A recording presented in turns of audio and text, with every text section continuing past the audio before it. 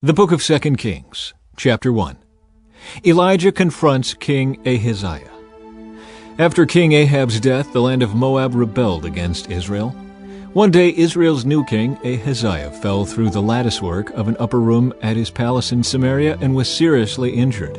So he sent messengers to the temple of Baal-zebub, the god of Ekron, to ask whether he would recover.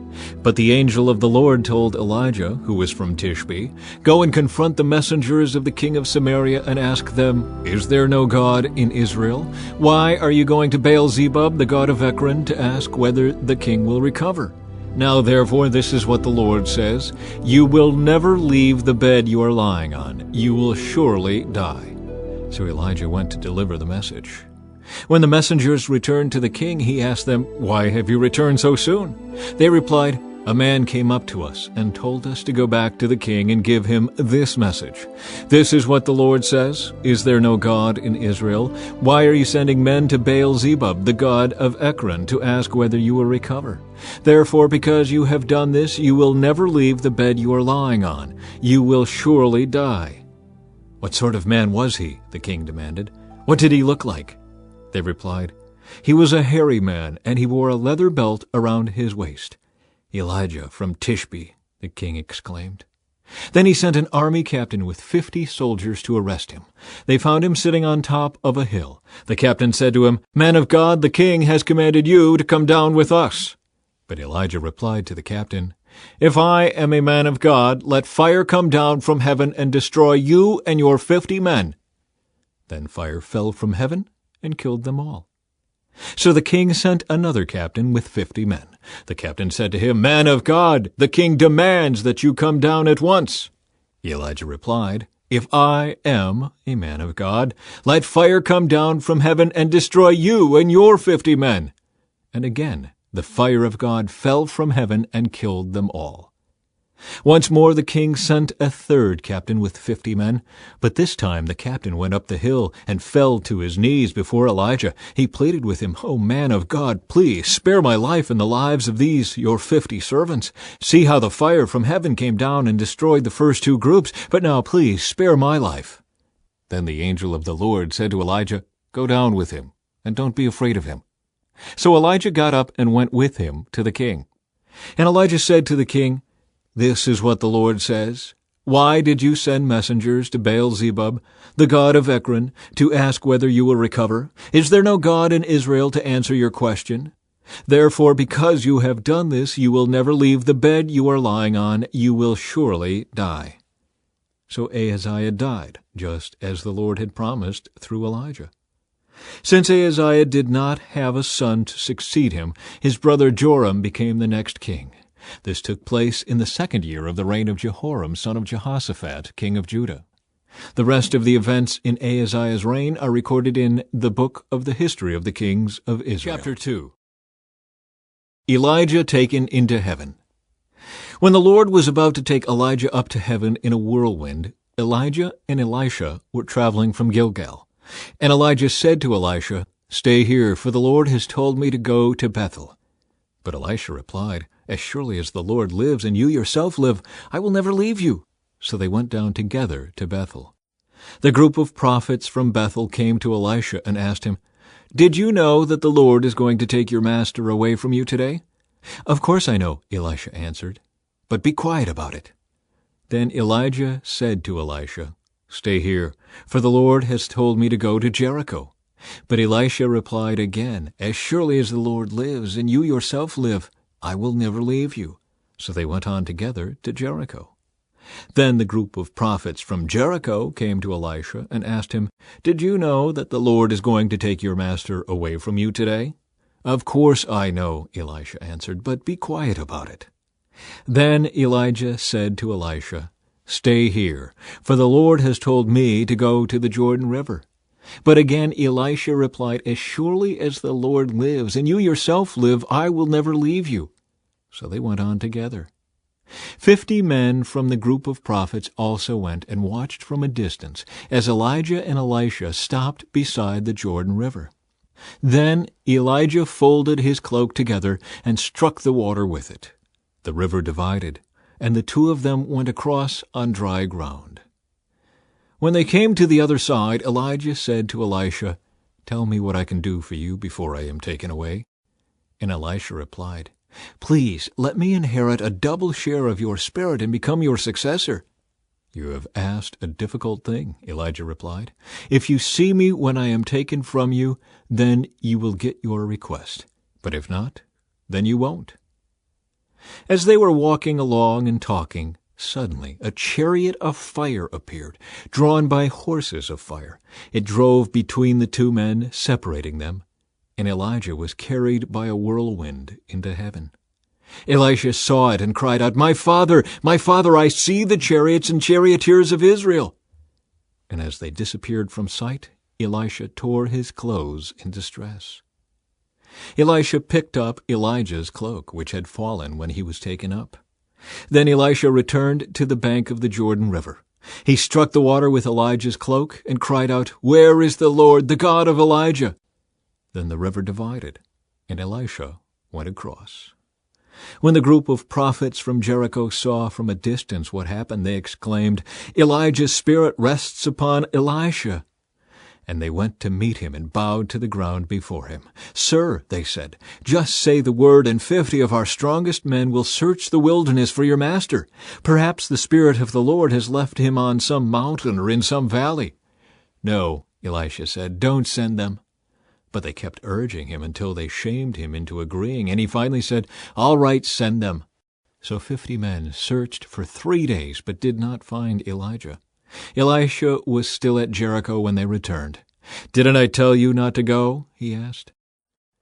Elisha's first miracles. One day, the leaders of the town of Jericho visited Elisha. "We have a problem, my lord," they told him. "This town is located in pleasant surroundings, as you can see, but the water is bad and the land is unproductive." Elisha said, "Bring me a new bowl with salt in it." So they brought it to him. Then he went out to the spring that supplied the town with water and threw the salt into it. And he said, "This is what the Lord says, I have purified this water. It will no longer cause death or infertility." And the water has remained pure ever since, just as Elisha said. Elisha left Jericho and went up to Bethel. As he was walking along the road, a group of boys from the town began mocking and making fun of him. "Go away, Baldy," they chanted. "Go away, Baldy." Elisha turned around and looked at them, and he cursed them in the name of the Lord. Then 2 bears came out of the woods and mauled 42 of them. From there Elisha went to Mount Carmel and finally returned to Samaria. Chapter 3. War between Israel and Moab. Ahab's son Joram began to rule over Israel in the 18th year of King Jehoshaphat's reign in Judah. He reigned in Samaria 12 years. He did what was evil in the Lord's sight, but not to the same extent as his father and mother. He at least tore down the sacred pillar of Baal that his father had set up. Nevertheless, he continued in the sins that Jeroboam son of Nebat had committed and led the people of Israel to commit. King Mesha of Moab was a sheep breeder. He used to pay the king of Israel an annual tribute of 100,000 lambs and the wool of 100,000 rams. But after Ahab's death, the king of Moab rebelled against the king of Israel. So King Joram promptly mustered the army of Israel and marched from Samaria. On the way, he sent this message to King Jehoshaphat of Judah: "The king of Moab has rebelled against me. Will you join me in battle against him?" And Jehoshaphat replied, "Why, of course, you and I are as one. My troops are your troops, and my horses are your horses." Then Jehoshaphat asked, "What route will we take?" "We will attack from the wilderness of Edom," Joram replied. The king of Edom and his troops joined them, and all 3 armies traveled along a roundabout route through the wilderness for 7 days. But there was no water for the men or their animals. "What should we do?" the king of Israel cried out. "The Lord has brought the 3 of us here to let the king of Moab defeat us." But King Jehoshaphat of Judah asked, "Is there no prophet of the Lord with us? If there is, we can ask the Lord what to do through him." One of King Joram's officers replied, "Elisha, son of Shaphat, is here. He used to be Elijah's personal assistant." Jehoshaphat said, "Yes, the Lord speaks through him." So the kings of Israel, Judah, and Edom went to consult with Elisha. "Why are you coming to me?" Elisha asked the king of Israel. "Go to the pagan prophets of your father and mother." But King Joram of Israel said, "No, for it was the Lord who called us 3 kings here, only to be defeated by the king of Moab." Elisha replied, "As surely as the Lord Almighty lives, whom I serve, I wouldn't even bother with you except for my respect for King Jehoshaphat of Judah. Now bring me someone who can play the harp."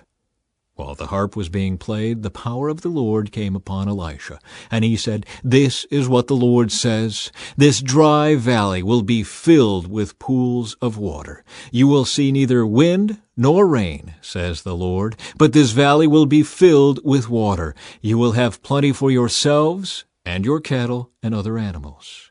But this is only a simple thing for the Lord, for he will make you victorious over the army of Moab.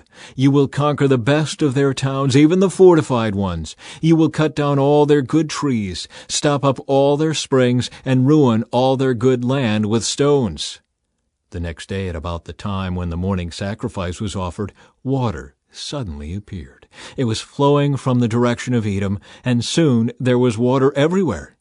Meanwhile, when the people of Moab heard about the 3 armies marching against them, they mobilized every man who was old enough to strap on a sword, and they stationed themselves along their border. But when they got up the next morning, the sun was shining across the water, making it appear red to the Moabites, like blood. "It's blood," the Moabites exclaimed. "The 3 armies must have attacked and killed each other. Let's go, men of Moab, and collect the plunder." But when the Moabites arrived at the Israelite camp, the army of Israel rushed out and attacked them until they turned and ran. The army of Israel chased them into the land of Moab, destroying everything as they went. They destroyed the towns, covered their good land with stones, stopped up all the springs, and cut down all the good trees. Finally, only Kir-Hareseth and its stone walls were left, but men with slings surrounded and attacked it. When the king of Moab saw that he was losing the battle, he led 700 of his swordsmen in a desperate attempt to break through the enemy lines near the king of Edom, but they failed. Then the king of Moab took his oldest son, who would have been the next king, and sacrificed him as a burnt offering on the wall. So there was great anger against Israel, and the Israelites withdrew and returned to their own land. Chapter 4. Elisha helps a poor widow. One day the widow of a member of the group of prophets came to Elisha and cried out, "My husband who served you is dead, and you know how he feared the Lord, but now a creditor has come, threatening to take my 2 sons as slaves." "What can I do to help you?" Elisha asked. "Tell me, what do you have in the house?" "Nothing at all except a flask of olive oil," she replied. And Elisha said, "Borrow as many empty jars as you can from your friends and neighbors. Then go into your house with your sons and shut the door behind you. Pour olive oil from your flask into the jars, setting each one aside when it is filled." So she did as she was told. Her sons kept bringing jars to her, and she filled one after another. Soon every container was full to the brim. "Bring me another jar," she said to one of her sons. "There aren't any more," he told her. And then the olive oil stopped flowing. When she told the man of God what had happened, he said to her, "Now sell the olive oil and pay your debts, and you and your sons can live on what is left over." Elisha and the woman from Shunem. One day Elisha went to the town of Shunem.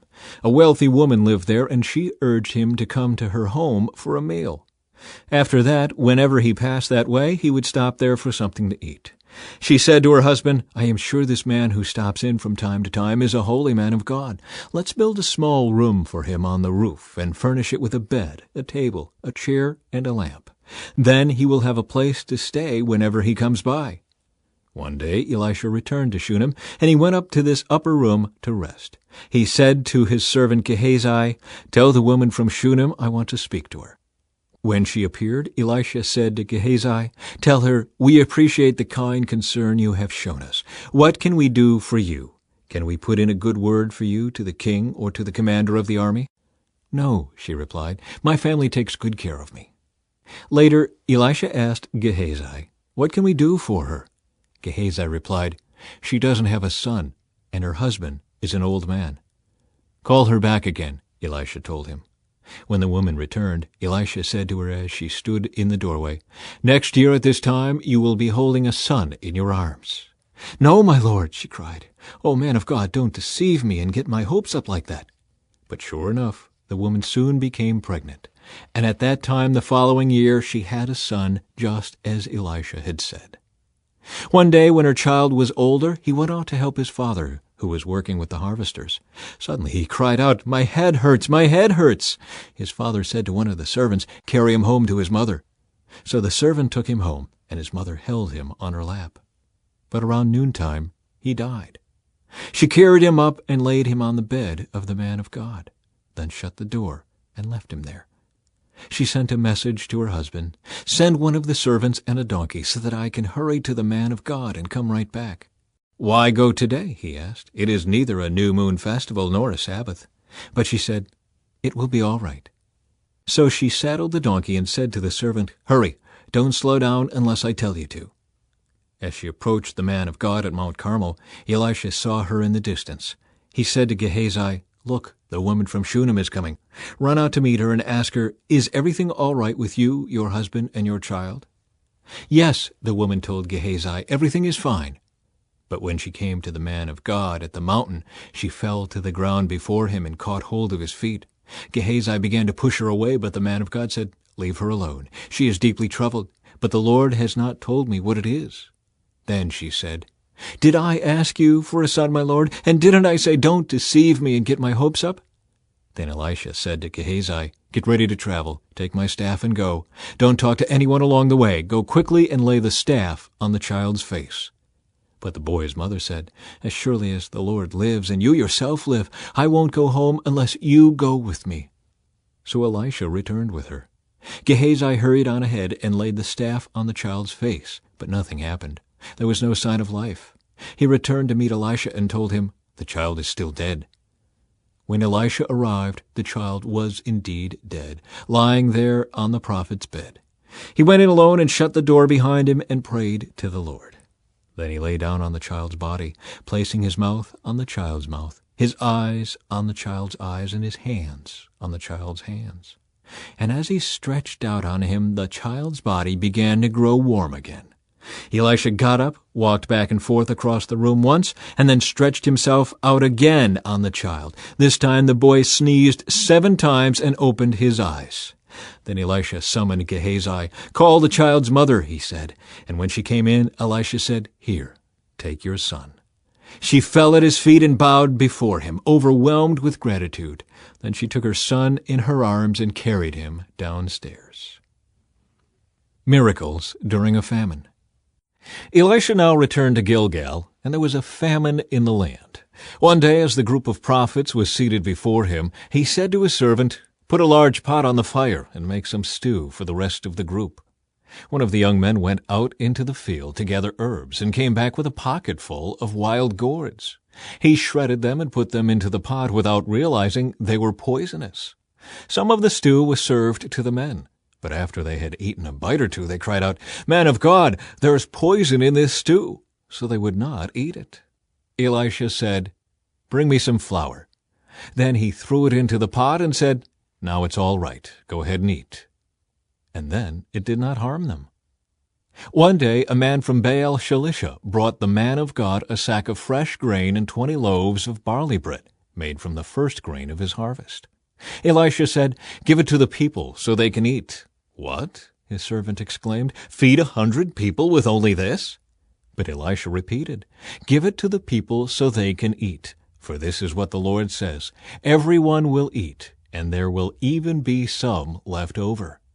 And when they gave it to the people, there was plenty for all, and some left over, just as the Lord had promised. Chapter 5. The healing of Naaman. The king of Aram had great admiration for Naaman, the commander of his army, because through him the Lord had given Aram great victories. But though Naaman was a mighty warrior, he suffered from leprosy. At this time, Aramean raiders had invaded the land of Israel, and among their captives was a young girl who had been given to Naaman's wife as a maid. One day the girl said to her mistress, "I wish my master would go to see the prophet in Samaria. He would heal him of his leprosy." So Naaman told the king what the young girl from Israel had said. "Go and visit the prophet," the king of Aram told him. "I will send a letter of introduction for you to take to the king of Israel." So Naaman started out, carrying as gifts 750 pounds of silver, 150 pounds of gold, and 10 sets of clothing. The letter to the king of Israel said, "With this letter I present my servant Naaman. I want you to heal him of his leprosy." When the king of Israel read the letter, he tore his clothes in dismay and said, "This man sends me a leper to heal? Am I God that I can give life and take it away? I can see that he's just trying to pick a fight with me." But when Elisha, the man of God, heard that the king of Israel had torn his clothes in dismay, he sent this message to him: "Why are you so upset? Send Naaman to me, and he will learn that there is a true prophet here in Israel." So Naaman went with his horses and chariots and waited at the door of Elisha's house. But Elisha sent a messenger out to him with this message: "Go and wash yourself 7 times in the Jordan River. Then your skin will be restored, and you will be healed of your leprosy." But Naaman became angry and stalked away. "I thought he would certainly come out to meet me," he said. "I expected him to wave his hand over the leprosy and call on the name of the Lord his God and heal me. Aren't the rivers of Damascus, the Abana and the Pharpar, better than any of the rivers of Israel? Why shouldn't I wash in them and be healed?" So Naaman turned and went away in a rage. But his officers tried to reason with him and said, "Sir, if the prophet had told you to do something very difficult, wouldn't you have done it? So you should certainly obey him when he says simply, 'Go and wash and be cured.'" So Naaman went down to the Jordan River and dipped himself 7 times as the man of God had instructed him. And his skin became as healthy as the skin of a young child's, and he was healed. Then Naaman and his entire party went back to find the man of God. They stood before him, and Naaman said, "Now I know that there is no God in all the world except in Israel. So please accept a gift from your servant." But Elisha replied, "As surely as the Lord lives, whom I serve, I will not accept any gifts." And though Naaman urged him to take the gift, Elisha refused. Then Naaman said, "All right, but please allow me to load 2 of my mules with earth from this place, and I will take it back home with me. From now on, I will never again offer burnt offerings or sacrifices to any other god except the Lord. However, may the Lord pardon me in this one thing. When my master the king goes into the temple of the god Rimmon to worship there and leans on my arm, may the Lord pardon me when I bow too." "Go in peace," Elisha said. So Naaman started home again. The greed of Gehazi. But Gehazi, the servant of Elisha, the man of God, said to himself, "My master should not have let this Aramean get away without accepting any of his gifts. As surely as the Lord lives, I will chase after him and get something from him." So Gehazi set off after Naaman. When Naaman saw Gehazi running after him, he climbed down from his chariot and went to meet him. "Is everything all right?" Naaman asked. "Yes," Gehazi said, "but my master has sent me to tell you that 2 young prophets from the hill country of Ephraim have just arrived. He would like 75 pounds of silver and 2 sets of clothing to give to them." "By all means, take twice as much silver," Naaman insisted. He gave him 2 sets of clothing, tied up the money in 2 bags, and sent 2 of his servants to carry the gifts for Gehazi. But when they arrived at the citadel, Gehazi took the gifts from the servants and sent the men back. Then he went and hid the gifts inside the house. When he went in to his master, Elisha asked him, "Where have you been, Gehazi?" "I haven't been anywhere," he replied. But Elisha asked him, "Don't you realize that I was there in spirit when Naaman stepped down from his chariot to meet you? Is this the time to receive money and clothing, olive groves and vineyards, sheep and cattle, and male and female servants? Because you have done this, you and your descendants will suffer from Naaman's leprosy forever." When Gehazi left the room, he was covered with leprosy. His skin was white as snow. Chapter 6. The floating axe head. One day the group of prophets came to Elisha and told him, "As you can see, this place where we meet with you is too small. Let's go down to the Jordan River, where there are plenty of logs. There we can build a new place for us to meet." "All right," he told them, "go ahead." "Please come with us," someone suggested. "I will," he said. So he went with them. When they arrived at the Jordan, they began cutting down trees. But as one of them was cutting a tree, his axe head fell into the river. "Oh, sir," he cried, "it was a borrowed axe." "Where did it fall?" the man of God asked. When he showed him the place, Elisha cut a stick and threw it into the water at that spot. Then the axe head floated to the surface. "Grab it," Elisha said. And the man reached out and grabbed it. Elisha traps the Arameans. When the king of Aram was at war with Israel, he would confer with his officers and say, "We will mobilize our forces at such and such a place." But immediately Elisha, the man of God, would warn the king of Israel, "Do not go near that place, for the Arameans are planning to mobilize their troops there." So the king of Israel would send word to the place indicated by the man of God. Time and again Elisha warned the king so that he would be on the alert there. The king of Aram became very upset over this. He called his officers together and demanded, "Which of you is the traitor? Who has been informing the king of Israel of my plans?" "It's not us, my lord the king," one of the officers replied. "Elisha the prophet in Israel tells the king of Israel even the words you speak in the privacy of your bedroom. Go and find out where he is," the king commanded, "so I can send troops to seize him." And the report came back, "Elisha is at Dothan." So one night the king of Aram sent a great army with many chariots and horses to surround the city. When the servant of the man of God got up early the next morning and went outside, there were troops, horses, and chariots everywhere. "Oh, sir, what will we do now?" the young man cried to Elisha. "Don't be afraid," Elisha told him, "for there are more on our side than on theirs." Then Elisha prayed, "O Lord, open his eyes and let him see." The Lord opened the young man's eyes, and when he looked up, he saw that the hillside around Elisha was filled with horses and chariots of fire. As the Aramean army advanced toward him, Elisha prayed, "O Lord, please make them blind." So the Lord struck them with blindness as Elisha had asked. Then Elisha went out and told them, "You have come the wrong way. This isn't the right city. Follow me, and I will take you to the man you are looking for." And he led them to the city of Samaria. As soon as they had entered Samaria, Elisha prayed, "O Lord, now open their eyes and let them see." So the Lord opened their eyes, and they discovered that they were in the middle of Samaria. When the king of Israel saw them, he shouted to Elisha, "My father, should I kill them? Should I kill them?" "Of course not," Elisha replied. "Do we kill prisoners of war? Give them food and drink and send them home again to their master." So the king made a great feast for them, and then sent them home to their master. After that, the Aramean raiders stayed away from the land of Israel. Ben-Hadad besieges Samaria. Sometime later, however, King Ben-Hadad of Aram mustered his entire army and besieged Samaria. As a result, there was a great famine in the city.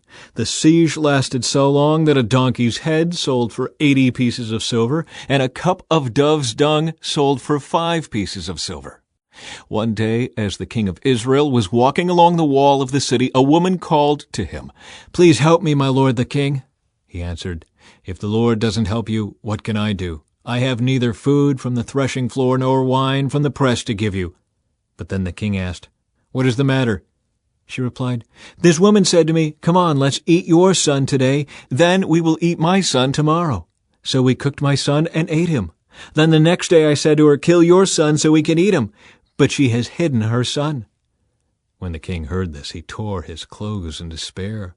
And as the king walked along the wall, the people could see that he was wearing burlap under his robe next to his skin. "May God strike me and even kill me if I don't separate Elisha's head from his shoulders this very day," the king vowed. Elisha was sitting in his house with the elders of Israel when the king sent a messenger to summon him. But before the messenger arrived, Elisha said to the elders, "A murderer has sent a man to cut off my head. When he arrives, shut the door and keep him out. We will soon hear his master's steps following him." While Elisha was still saying this, the messenger arrived, and the king said, "All this misery is from the Lord. Why should I wait for the Lord any longer?" Chapter 7. Elisha replied, "Listen to this message from the Lord. This is what the Lord says. By this time tomorrow in the markets of Samaria, 5 quarts of choice flour will cost only 1 piece of silver, and 10 quarts of barley grain will cost only 1 piece of silver." The officer assisting the king said to the man of God, "That couldn't happen even if the Lord opened the windows of heaven." But Elisha replied, "You will see it happen with your own eyes, but you won't be able to eat any of it."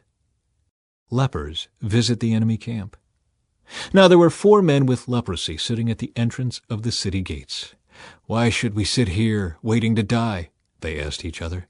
"We will starve if we stay here, but with the famine in the city we will starve if we go back there.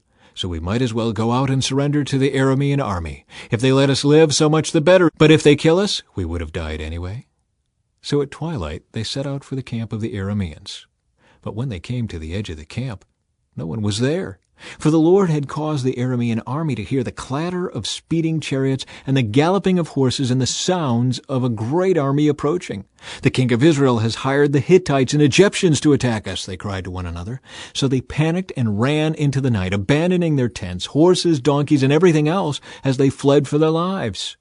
When the lepers arrived at the edge of the camp, they went into one tent after another, eating and drinking wine, and they carried off silver and gold and clothing and hid it. Finally they said to each other, "This is not right. This is a day of good news, and we aren't sharing it with anyone. If we wait until morning, some calamity will certainly fall upon us. Come on, let's go back and tell the people at the palace." So they went back to the city and told the gatekeepers what had happened.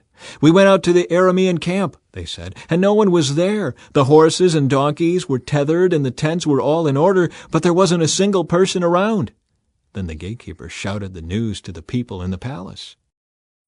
Israel plunders the camp. The king got out of bed in the middle of the night and told his officers, "I know what has happened. The Arameans know we are starving, so they have left their camp and have hidden in the fields. They are expecting us to leave the city, and then they will take us alive and capture the city." One of his officers replied, "We had better send out scouts to check into this. Let them take 5 of the remaining horses. If something happens to them, it will be no worse than if they stay here and die with the rest of us." So 2 chariots with horses were prepared, and the king sent scouts to see what had happened to the Aramean army. They went all the way to the Jordan River, following a trail of clothing and equipment that the Arameans had thrown away in their mad rush to escape. The scouts returned and told the king about it. Then the people of Samaria rushed out and plundered the Aramean camp. So it was true that 5 quarts of choice flour were sold that day for 1 piece of silver, and 10 quarts of barley grain were sold for 1 piece of silver, just as the Lord had promised. The king appointed his officer to control the traffic at the gate, but he was knocked down and trampled to death as the people rushed out. So everything happened exactly as the man of God had predicted when the king came to his house. The man of God had said to the king, "By this time tomorrow in the markets of Samaria, 5 quarts of choice flour will cost 1 piece of silver, and 10 quarts of barley grain will cost 1 piece of silver." The king's officer had replied, "That couldn't happen even if the Lord opened the windows of heaven." And the man of God had said, "You will see it happen with your own eyes, but you won't be able to eat any of it." And so it was, for the people trampled him to death at the gate. Chapter 8. The woman from Shunem returns home. Elisha had told the woman whose son he had brought back to life, "Take your family and move to some other place, for the Lord has called for a famine on Israel that will last for 7 years." So the woman did as the man of God instructed. She took her family and settled in the land of the Philistines for 7 years. After the famine ended, she returned from the land of the Philistines, and she went to see the king about getting back her house and land. As she came in, the king was talking with Gehazi, the servant of the man of God. The king had just said, "Tell me some stories about the great things Elisha has done." And Gehazi was telling the king about the time Elisha had brought a boy back to life. At that very moment, the mother of the boy walked in to make her appeal to the king about her house and land. "Look, my lord the king," Gehazi exclaimed. "Here is the woman now, and this is her son, the very one Elisha brought back to life." "Is this true?" the king asked her. And she told him the story. So he directed one of his officials to see that everything she had lost was restored to her, including the value of any crops that had been harvested during her absence. Hazael murders Ben-Hadad. Elisha went to Damascus, the capital of Aram, where King Ben-Hadad lay sick. When someone told the king that the man of God had come, the king said to Hazael, "Take a gift to the man of God. Then tell him to ask the Lord, 'Will I recover from this illness?'" So Hazael loaded down 40 camels with the finest products of Damascus as a gift for Elisha. He went to him and said, "Your servant Ben-Hadad, the king of Aram, has sent me to ask, 'Will I recover from this illness?'" And Elisha replied, "Go and tell him, 'You will surely recover.' But actually the Lord has shown me that he will surely die." Elisha stared at Hazael with a fixed gaze until Hazael became uneasy. Then the man of God started weeping. "What's the matter, my lord?" Hazael asked him. Elisha replied, "I know the terrible things you will do to the people of Israel. You will burn their fortified cities, kill their young men with the sword, dash their little children to the ground, and rip open their pregnant women." Hazael responded. "How could a nobody like me ever accomplish such great things?" Elisha answered, "The Lord has shown me that you are going to be the king of Aram." When Hazael left Elisha and went back, the king asked him, "What did Elisha tell you?" And Hazael replied, "He told me that you will surely recover." But the next day Hazael took a blanket, soaked it in water, and held it over the king's face until he died. Then Hazael became the next king of Aram. Jehoram rules in Judah. Jehoram, son of King Jehoshaphat of Judah, began to rule over Judah in the 5th year of the reign of Joram, son of Ahab, king of Israel. Jehoram was 32 years old when he became king, and he reigned in Jerusalem 8 years. But Jehoram followed the example of the kings of Israel and was as wicked as King Ahab, for he had married one of Ahab's daughters. So Jehoram did what was evil in the Lord's sight. But the Lord did not want to destroy Judah, for he had made a covenant with David and promised that his descendants would continue to rule, shining like a lamp forever. During Jehoram's reign, the Edomites revolted against Judah and crowned their own king. So Jehoram went with all his chariots to attack the town of Zair. The Edomites surrounded him and his chariot commanders, but he went out at night and attacked them under cover of darkness. But Jehoram's army deserted him and fled to their homes. So Edom has been independent from Judah to this day. The town of Libnah also revolted about that same time. The rest of the events in Jehoram's reign and everything he did are recorded in the book of the history of the kings of Judah. When Jehoram died, he was buried with his ancestors in the city of David. Then his son Ahaziah became the next king. Ahaziah rules in Judah. Ahaziah, son of Jehoram, began to rule over Judah in the 12th year of the reign of Joram, son of Ahab, king of Israel. Ahaziah was 22 years old when he became king, and he reigned in Jerusalem 1 year. His mother was Athaliah, a granddaughter of King Omri of Israel. Ahaziah followed the evil example of King Ahab's family. He did what was evil in the Lord's sight, just as Ahab's family had done, for he was related by marriage to the family of Ahab. Ahaziah joined Joram, son of Ahab, the king of Israel, in his war against King Hazael of Aram at Ramoth-Gilead. When the Arameans wounded King Joram in the battle, he returned to Jezreel to recover from the wounds he had received at Ramoth. Because Joram was wounded, King Ahaziah of Judah went to Jezreel to visit him. Chapter 9. Jehu anointed king of Israel. Meanwhile, Elisha the prophet had summoned a member of the group of prophets.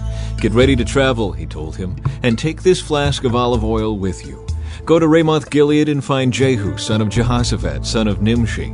Call him into a private room away from his friends and pour the oil over his head. Say to him, 'This is what the Lord says, I anoint you to be the king over Israel.' Then open the door and run for your life." So the young prophet did as he was told and went to Ramoth-Gilead.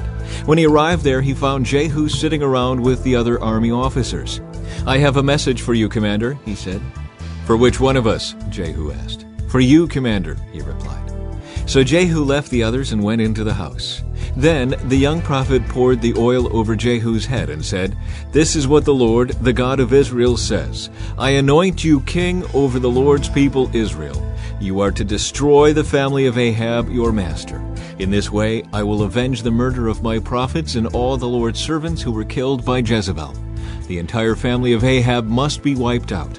I will destroy every one of his male descendants, slave and free alike, anywhere in Israel. I will destroy the family of Ahab, as I destroyed the families of Jeroboam, son of Nebat, and of Baasha, son of Ahijah. Dogs will eat Ahab's wife Jezebel at the plot of land in Jezreel, and no one will bury her." Then the young prophet opened the door and ran. Jehu went back to his fellow officers, and one of them asked him, "What did that madman want? Is everything all right?" "You know how a man like that babbles on," Jehu replied. "You're hiding something," they said. "Tell us." So Jehu told them, "He said to me, 'This is what the Lord says. I have anointed you to be king over Israel.'" Then they quickly spread out their cloaks on the bare steps and blew the ram's horn, shouting, "Jehu is king!" Jehu kills Joram and Ahaziah. So Jehu, son of Jehoshaphat, son of Nimshi, led a conspiracy against King Joram. Now Joram had been with the army at Ramoth-Gilead, defending Israel against the forces of King Hazael of Aram. But King Joram was wounded in the fighting and returned to Jezreel to recover from his wounds. So Jehu told the men with him, "If you want me to be king, don't let anyone leave town and go to Jezreel to report what we have done." Then Jehu got into a chariot and rode to Jezreel to find King Joram, who was lying there wounded. King Ahaziah of Judah was there too, for he had gone to visit him. The watchman on the tower of Jezreel saw Jehu and his company approaching. So he shouted to Joram, "I see a company of troops coming." "Send out a rider to ask if they are coming in peace," King Joram ordered. So a horseman went out to meet Jehu and said, "The king wants to know if you are coming in peace." Jehu replied, "What do you know about peace? Fall in behind me." The watchman called out to the king, "The messenger has met them, but he's not returning." So the king sent out a second horseman. He rode up to them and said, "The king wants to know if you come in peace." Again Jehu answered, "What do you know about peace? Fall in behind me." The watchman exclaimed, "The messenger has met them, but he isn't returning either. It must be Jehu son of Nimshi, for he's driving like a madman."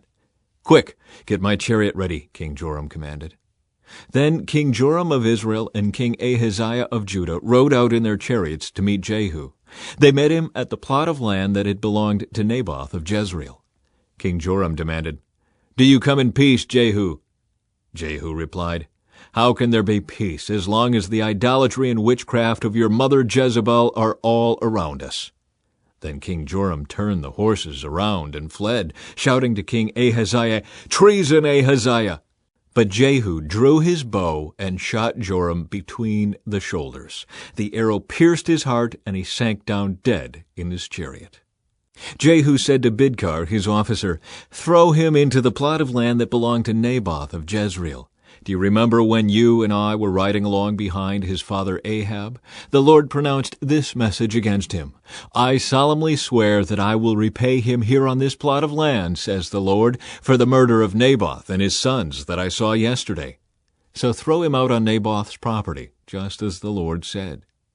When King Ahaziah of Judah saw what was happening, he fled along the road to Beth-Hagan.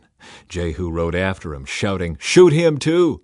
So they shot Ahaziah in his chariot at the ascent of Gur, near Ibleam. He was able to go on as far as Megiddo, but he died there. His servants took him by chariot to Jerusalem, where they buried him with his ancestors in the city of David. Ahaziah had become king over Judah in the 11th year of the reign of Joram, son of Ahab. The death of Jezebel. When Jezebel the queen mother heard that Jehu had come to Jezreel, she painted her eyelids and fixed her hair and sat at a window. When Jehu entered the gate of the palace, she shouted at him, "Have you come in peace, you murderer? You're just like Zimri, who murdered his master." Jehu looked up and saw her at the window and shouted, "Who is on my side?" And 2 or 3 eunuchs looked out at him.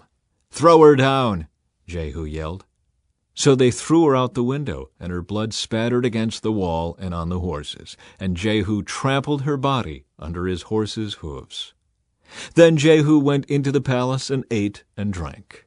Afterward he said, "Someone go and bury this cursed woman, for she is the daughter of a king." But when they went out to bury her, they found only her skull, her feet, and her hands. When they returned and told Jehu, he stated, "This fulfills the message from the Lord, which he spoke through his servant Elijah from Tishbe. At the plot of land in Jezreel, dogs will eat Jezebel's body. Her remains will be scattered like dung on the plot of land in Jezreel, so that no one will be able to recognize her." Chapter 10. Jehu kills Ahab's family. Ahab had 70 sons living in the city of Samaria. So Jehu wrote letters and sent them to Samaria, to the elders and officials of the city, and to the guardians of King Ahab's sons. He said, "The king's sons are with you, and you have at your disposal chariots, horses, a fortified city, and weapons. As soon as you receive this letter, select the best qualified of your master's sons to be your king, and prepare to fight for Ahab's dynasty." But they were paralyzed with fear and said, "We've seen that 2 kings couldn't stand against this man. What can we do?" So the palace and city administrators, together with the elders and the guardians of the king's sons, sent this message to Jehu. "We are your servants and will do anything you tell us. We will not make anyone king. Do whatever you think is best." Jehu responded with a second letter. If you are on my side and are going to obey me, bring the heads of your master's sons to me at Jezreel by this time tomorrow. Now the 70 sons of the king were being cared for by the leaders of Samaria, where they had been raised since childhood. When the letter arrived, the leaders killed all 70 of the king's sons. They placed their heads in baskets and presented them to Jehu at Jezreel. A messenger went to Jehu and said, "They have brought the heads of the king's sons." So Jehu ordered, "Pile them in 2 heaps at the entrance of the city gate and leave them there until morning." In the morning he went out and spoke to the crowd that had gathered around them. "You are not to blame," he told them. "I am the one who conspired against my master and killed him. But who killed all these? You can be sure that the message of the Lord that was spoken concerning Ahab's family will not fail. The Lord declared through his servant Elijah that this would happen." Then Jehu killed all who were left of Ahab's relatives living in Jezreel, and all his important officials, his personal friends, and his priests. So Ahab was left without a single survivor. Then Jehu set out for Samaria. Along the way, while he was at Beth-Eked of the shepherds, he met some relatives of King Ahaziah of Judah. "Who are you?" he asked them. And they replied, "We are relatives of King Ahaziah. We are going to visit the sons of King Ahab and the sons of the queen mother." "Take them alive," Jehu shouted to his men. And they captured all 42 of them and killed them at the well of Beth-Eked. None of them escaped. When Jehu left there, he met Jehonadab, son of Rechab, who was coming to meet him. After they had greeted each other, Jehu said to him, "Are you as loyal to me as I am to you?" "Yes, I am," Jehonadab replied. "If you are," Jehu said, "then give me your hand." So Jehonadab put out his hand, and Jehu helped him into the chariot. Then Jehu said, "Now come with me and see how devoted I am to the Lord." So Jehonadab rode along with him. When Jehu arrived in Samaria, he killed everyone who was left there from Ahab's family, just as the Lord had promised through Elijah. Jehu kills the priests of Baal. Then Jehu called a meeting of all the people of the city and said to them, "Ahab's worship of Baal was nothing compared to the way I will worship him. Therefore summon all the prophets and worshippers of Baal and call together all his priests. See to it that every one of them comes, for I am going to offer a great sacrifice to Baal. Anyone who fails to come will be put to death." But Jehu's cunning plan was to destroy all the worshippers of Baal. Then Jehu ordered, "Prepare a solemn assembly to worship Baal." So they did. He sent messengers throughout all Israel, summoning those who worshipped Baal. They all came, not a single one remained behind, and they filled the temple of Baal from one end to the other. And Jehu instructed the keeper of the wardrobe, "Be sure that every worshipper of Baal wears one of these robes." So robes were given to them. Then Jehu went into the temple of Baal with Jehonadab, son of Rechab. Jehu said to the worshippers of Baal, "Make sure no one who worships the Lord is here, only those who worship Baal." So they were all inside the temple to offer sacrifices and burnt offerings. Now Jehu had stationed 80 of his men outside the building and had warned them, "If you let anyone escape, you will pay for it with your own life." As soon as Jehu had finished sacrificing the burnt offering, he commanded his guards and officers, "Go in and kill all of them. Don't let a single one escape." So they killed them all with their swords, and the guards and officers dragged their bodies outside. Then Jehu's men went into the innermost fortress of the temple of Baal. They dragged out the sacred pillar used in the worship of Baal and burned it. They smashed the sacred pillar and wrecked the temple of Baal, converting it into a public toilet, as it remains to this day. In this way, Jehu destroyed every trace of Baal worship from Israel. He did not, however, destroy the gold calves at Bethel and Dan, with which Jeroboam son of Nebat had caused Israel to sin. Nonetheless, the Lord said to Jehu, "You have done well in following my instructions to destroy the family of Ahab. Therefore your descendants will be kings of Israel down to the 4th generation." But Jehu did not obey the law of the Lord, the God of Israel, with all his heart. He refused to turn from the sins that Jeroboam had led Israel to commit. The death of Jehu. At about that time the Lord began to cut down the size of Israel's territory. King Hazael conquered several sections of the country east of the Jordan River, including all of Gilead, Gad, Reuben, and Manasseh. He conquered the area from the town of Aror by the Arnon Gorge to as far north as Gilead and Bashan. The rest of the events in Jehu's reign, everything he did and all his achievements, are recorded in the book of the history of the kings of Israel. When Jehu died, he was buried in Samaria. Then his son Jehoahaz became the next king. In all, Jehu reigned over Israel from Samaria for 28 years. Chapter 11. Queen Athaliah rules in Judah. When Athaliah, the mother of King Ahaziah of Judah, learned that her son was dead, she began to destroy the rest of the royal family. But Ahaziah's sister Jehosheba, the daughter of King Jehoram, took Ahaziah's infant son Joash and stole him away from among the rest of the king's children, who were about to be killed. She put Joash and his nurse in a bedroom to hide him from Athaliah, so the child was not murdered. Joash remained hidden in the temple of the Lord for 6 years, while Athaliah ruled over the land. Revolt against Athaliah. In the 7th year of Athaliah's reign, Jehoiada the priest summoned the commanders, the Karaite mercenaries, and the palace guards to come to the temple of the Lord. He made a solemn pact with them and made them swear an oath of loyalty there in the Lord's temple. Then he showed them the king's son. Jehoiada told them, "This is what you must do. A third of you who are on duty on the Sabbath are to guard the royal palace itself. Another third of you are to stand guard at the Sur gate, and the final third must stand guard behind the palace guard. These 3 groups will all guard the palace. The other 2 units who are off duty on the Sabbath must stand guard for the king at the Lord's temple. Form a bodyguard around the king and keep your weapons in hand. Kill anyone who tries to break through. Stay with the king wherever he goes." So the commanders did everything as Jehoiada the priest ordered. The commanders took charge of the men reporting for duty that Sabbath, as well as those who were going off duty. They brought them all to Jehoiada the priest, and he supplied them with the spears and small shields that had once belonged to King David and were stored in the temple of the Lord. The palace guards stationed themselves around the king with their weapons ready. They formed a line from the south side of the temple around to the north side and all around the altar.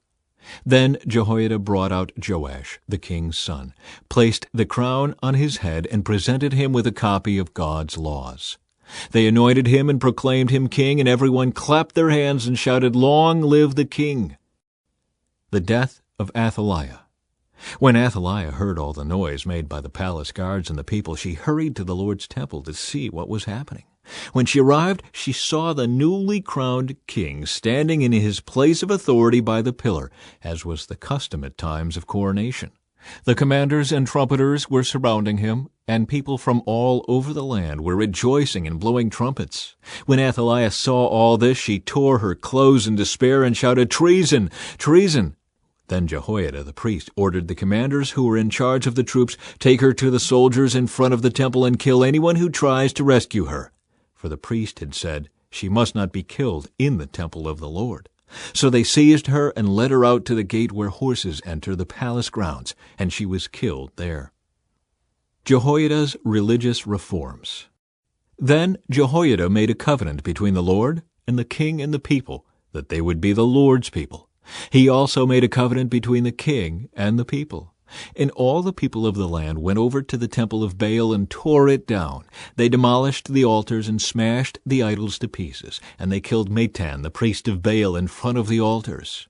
Jehoiada the priest stationed guards at the temple of the Lord. Then the commanders, the Karaite mercenaries, the palace guards, and all the people of the land escorted the king from the temple of the Lord. They went through the gate of the guards and into the palace, and the king took his seat on the royal throne. So all the people of the land rejoiced, and the city was peaceful, because Athaliah had been killed at the king's palace. Joash was 7 years old when he became king. Chapter 12. Joash repairs the temple. Joash began to rule over Judah in the 7th year of King Jehu's reign in Israel. He reigned in Jerusalem 40 years. His mother was Zibiah from Beersheba. All his life Joash did what was pleasing in the Lord's sight, because Jehoiada the priest instructed him. Yet even so, he did not destroy the pagan shrines, and the people still offered sacrifices and burned incense there. One day King Joash said to the priests, Collect all the money brought as a sacred offering to the Lord's temple, whether it is a regular assessment, a payment of vows, or a voluntary gift. Let the priests take some of that money to pay for whatever repairs are needed at the temple. But by the 23rd year of Joash's reign, the priests still had not repaired the temple. So King Joash called for Jehoiada and the other priests and asked them, "Why haven't you repaired the temple? Don't use any more money for your own needs. From now on, it must all be spent on temple repairs." So the priests agreed not to accept any more money from the people, and they also agreed to let others take responsibility for repairing the temple. Then Jehoiada the priest bored a hole in the lid of a large chest and set it on the right-hand side of the altar at the entrance of the temple of the Lord. The priests guarding the entrance put all of the people's contributions into the chest. Whenever the chest became full, the court secretary and the high priest counted the money that had been brought to the Lord's temple and put it into bags. Then they gave the money to the construction supervisors, who used it to pay the people working on the Lord's temple, the carpenters, the builders, the masons, and the stonecutters. They also used the money to buy the timber and the finished stone needed for repairing the Lord's temple, and they paid any other expenses related to the temple's restoration. The money brought to the temple was not used for making silver bowls, lamp snuffers, basins, trumpets, or other articles of gold or silver for the temple of the Lord. It was paid to the workmen who used it for the temple repairs. No accounting of this money was required from the construction supervisors because they were honest and trustworthy men. However, the money that was contributed for guilt offerings and sin offerings was not brought into the Lord's temple. It was given to the priests for their own use. The end of Joash's reign. About this time, King Hazael of Aram went to war against Gath and captured it. Then he turned to attack Jerusalem. King Joash collected all the sacred objects that Jehoshaphat, Jehoram, and Ahaziah, the previous kings of Judah, had dedicated, along with what he himself had dedicated. He sent them all to Hazael, along with all the gold in the treasuries of the Lord's temple and the royal palace. So Hazael called off his attack on Jerusalem. The rest of the events in Joash's reign and everything he did are recorded in the book of the history of the kings of Judah. Joash's officers plotted against him and assassinated him at Beth Millo on the road to Selah. The assassins were Jozachar, son of Shimeath, and Jehozabad, son of Shomer, both trusted advisers. Joash was buried with his ancestors in the city of David. Then his son Amaziah became the next king. Chapter 13. Jehoahaz rules in Israel. Jehoahaz, son of Jehu, began to rule over Israel in the 23rd year of King Joash's reign in Judah. He reigned in Samaria 17 years, but he did what was evil in the Lord's sight.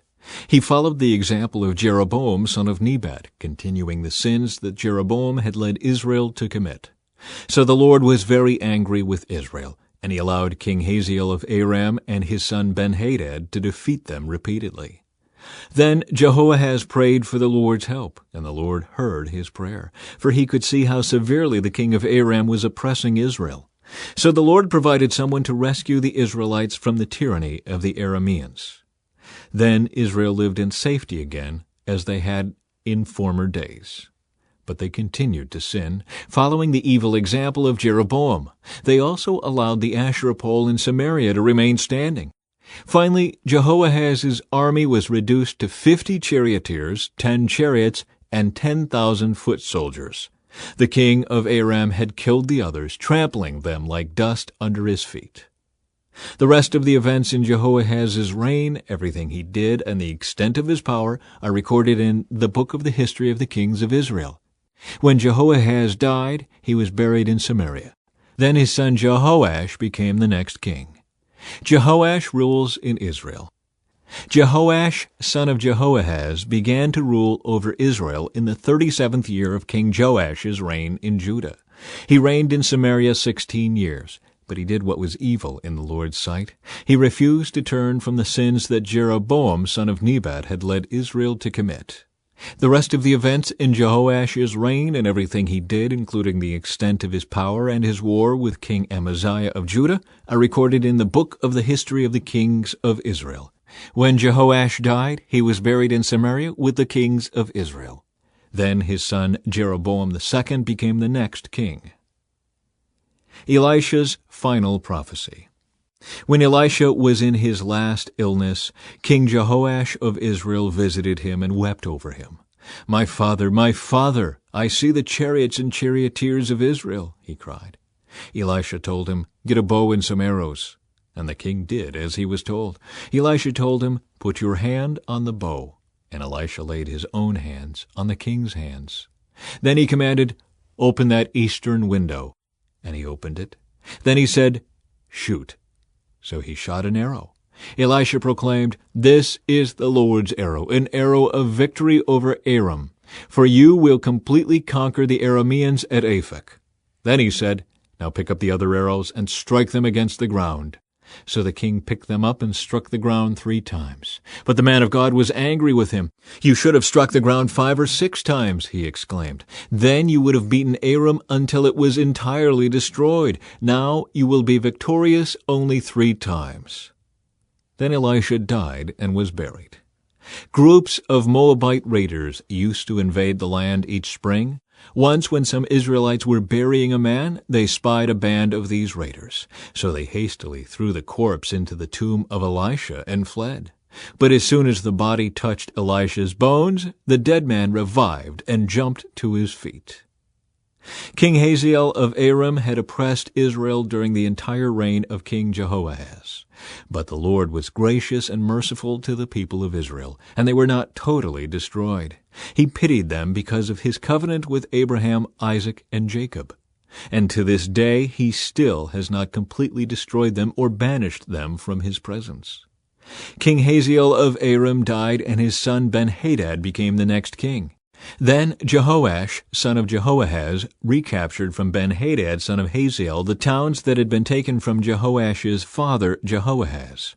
Jehoash defeated Ben-Hadad on 3 occasions, and he recovered the Israelite towns. Chapter 14. Amaziah rules in Judah. Amaziah, son of Joash, began to rule over Judah in the 2nd year of the reign of King Jehoash of Israel. Amaziah was 25 years old when he became king, and he reigned in Jerusalem 29 years. His mother was Jehoaddin from Jerusalem. Amaziah did what was pleasing in the Lord's sight, but not like his ancestor David. Instead, he followed the example of his father Joash. Amaziah did not destroy the pagan shrines, and the people still offered sacrifices and burned incense there. When Amaziah was well established as king, he executed the officials who had assassinated his father. However, he did not kill the children of the assassins, for he obeyed the command of the Lord as written by Moses in the book of the law. Parents must not be put to death for the sins of their children, nor children for the sins of their parents. Those deserving to die must be put to death for their own crimes. Amaziah also killed 10,000 Edomites in the Valley of Salt. He also conquered Selah and changed its name to Joktheel, as it is called to this day. One day Amaziah sent messengers with this challenge to Israel's king Jehoash, the son of Jehoahaz and grandson of Jehu. "Come and meet me in battle." But King Jehoash of Israel replied to King Amaziah of Judah with this story. "Out in the Lebanon mountains a thistle sent a message to a mighty cedar tree. 'Give your daughter in marriage to my son.' But just then a wild animal of Lebanon came by and stepped on the thistle, crushing it. You have indeed defeated Edom, and you are very proud of it, but be content with your victory and stay at home. Why stir up trouble that will only bring disaster on you and the people of Judah?" But Amaziah refused to listen. So King Jehoash of Israel mobilized his army against King Amaziah of Judah. The 2 armies drew up their battle lines at Beth-Shemesh in Judah. Judah was routed by the army of Israel, and its army scattered and fled for home. King Jehoash of Israel captured Judah's king, Amaziah, son of Joash, and grandson of Ahaziah, at Beth-Shemesh. Then he marched to Jerusalem, where he demolished 600 feet of Jerusalem's wall, from the Ephraim gate to the corner gate. He carried off all the gold and silver and all the articles from the temple of the Lord. He also seized the treasures from the royal palace, along with hostages, and then returned to Samaria. The rest of the events in Jehoash's reign and everything he did, including the extent of his power and his war with King Amaziah of Judah, are recorded in the book of the history of the kings of Israel. When Jehoash died, he was buried in Samaria with the kings of Israel. and his son Jeroboam II became the next king. King Amaziah of Judah lived for 15 years after the death of King Jehoash of Israel. The rest of the events in Amaziah's reign are recorded in the book of the history of the kings of Judah. There was a conspiracy against Amaziah's life in Jerusalem, and he fled to Lachish. But his enemies sent assassins after him, and they killed him there. They brought his body back to Jerusalem on a horse, and he was buried with his ancestors in the city of David. All the people of Judah had crowned Amaziah's 16-year-old son Uzziah as king in place of his father Amaziah. After his father's death, Uzziah rebuilt the town of Elath and restored it to Judah. Jeroboam II rules in Israel. Jeroboam II, the son of Jehoash, began to rule over Israel in the 15th year of King Amaziah's reign in Judah. Jeroboam reigned in Samaria 41 years. He did what was evil in the Lord's sight. He refused to turn from the sins that Jeroboam son of Nebat had led Israel to commit. Jeroboam II recovered the territories of Israel between Lebo-Hamath and the Dead Sea, just as the Lord, the God of Israel, had promised through Jonah son of Amittai the prophet from Gath-Hepher. For the Lord saw the bitter suffering of everyone in Israel, and that there was no one in Israel, slave or free, to help them. And because the Lord had not said he would blot out the name of Israel completely, he used Jeroboam II, the son of Jehoash, to save them. The rest of the events in the reign of Jeroboam II and everything he did, including the extent of his power, his wars, and how he recovered for Israel both Damascus and Hamath, which had belonged to Judah, are recorded in the book of the history of the kings of Israel. When Jeroboam II died, he was buried in Samaria with the kings of Israel. Then his son Zechariah became the next king. Chapter 15. Uzziah rules in Judah. Uzziah son of Amaziah began to rule over Judah in the 27th year of the reign of King Jeroboam II of Israel. He was 16 years old when he became king, and he reigned in Jerusalem 52 years. His mother was Jechaliah from Jerusalem. He did what was pleasing in the Lord's sight, just as his father Amaziah had done. But he did not destroy the pagan shrines, and the people still offered sacrifices and burned incense there. The Lord struck the king with leprosy, which lasted until the day he died. He lived in isolation in a separate house. The king's son Jotham was put in charge of the royal palace, and he governed the people of the land. The rest of the events in Uzziah's reign and everything he did are recorded in the book of the history of the kings of Judah. When Uzziah died, he was buried with his ancestors in the city of David, and his son Jotham became the next king. Zechariah rules in Israel. Zechariah, son of Jeroboam II, began to rule over Israel in the 38th year of King Uzziah's reign in Judah. He reigned in Samaria 6 months. Zechariah did what was evil in the Lord's sight, as his ancestors had done. He refused to turn from the sins that Jeroboam, son of Nebat, had led Israel to commit. Then Shallum, son of Jabesh, conspired against Zechariah, assassinated him in public, and became the next king. The rest of the events in Zechariah's reign are recorded in the book of the history of the kings of Israel. So the Lord's message to Jehu came true. Your descendants will be kings of Israel down to the 4th generation. Shallum rules in Israel. Shallum, son of Jabesh, began to rule over Israel in the 39th year of King Uzziah's reign in Judah. Shallum reigned in Samaria only 1 month. Then Menahem, son of Gadi, went to Samaria from Tirzah and assassinated him, and he became the next king. The rest of the events in Shallum's reign, including his conspiracy, are recorded in the book of the history of the kings of Israel. Menahem rules in Israel. At that time Menahem destroyed the town of Tappuah and all the surrounding countryside as far as Tirzah, because its citizens refused to surrender the town. He killed the entire population and ripped open the pregnant women. Menahem, son of Gadi, began to rule over Israel in the 39th year of King Uzziah's reign in Judah. He reigned in Samaria 10 years. But Menahem did what was evil in the Lord's sight. During his entire reign, he refused to turn from the sins that Jeroboam, son of Nebat, had led Israel to commit. Then King Tiglath-Pileser of Assyria invaded the land, but Menahem paid him 37 tons of silver to gain his support in tightening his grip on royal power. Menahem extorted the money from the rich of Israel, demanding that each of them pay 50 pieces of silver to the king of Assyria. So the king of Assyria turned from attacking Israel and did not stay in the land. The rest of the events in Menahem's reign and everything he did are recorded in the book of the history of the kings of Israel. When Menahem died, his son Pekahiah became the next king. Pekahiah rules in Israel. Pekahiah, son of Menahem, began to rule over Israel in the 50th year of King Uzziah's reign in Judah. He reigned in Samaria 2 years. But Pekahiah did what was evil in the Lord's sight. He refused to turn from the sins that Jeroboam, son of Nebat, had led Israel to commit. Then Pekah, son of Remaliah, the commander of Pekahiah's army, conspired against him. With 50 men from Gilead, Pekah assassinated the king, along with Argob and Ariah, in the citadel of the palace at Samaria. And Pekah reigned in his place. The rest of the events in Pekahiah's reign and everything he did are recorded in the book of the history of the kings of Israel. Pekah rules in Israel. Pekah, son of Remaliah, began to rule over Israel in the 52nd year of King Uzziah's reign in Judah. He reigned in Samaria 20 years. But Pekah did what was evil in the Lord's sight. He refused to turn from the sins that Jeroboam, son of Nebat, had led Israel to commit. During Pekah's reign, King Tiglath-Pileser of Assyria attacked Israel again, and he captured the towns of Ijon, Abel-Beth-Maachah, Genoa, Kadesh, and Hazor. He also conquered the regions of Gilead, Galilee, and all of Naphtali, and he took the people to Assyria as captives. Then Hoshea, son of Elah, conspired against Pekah and assassinated him. He began to rule over Israel in the 20th year of Jotham, son of Uzziah. The rest of the events in Pekah's reign and everything he did are recorded in the book of the history of the kings of Israel. Jotham rules in Judah.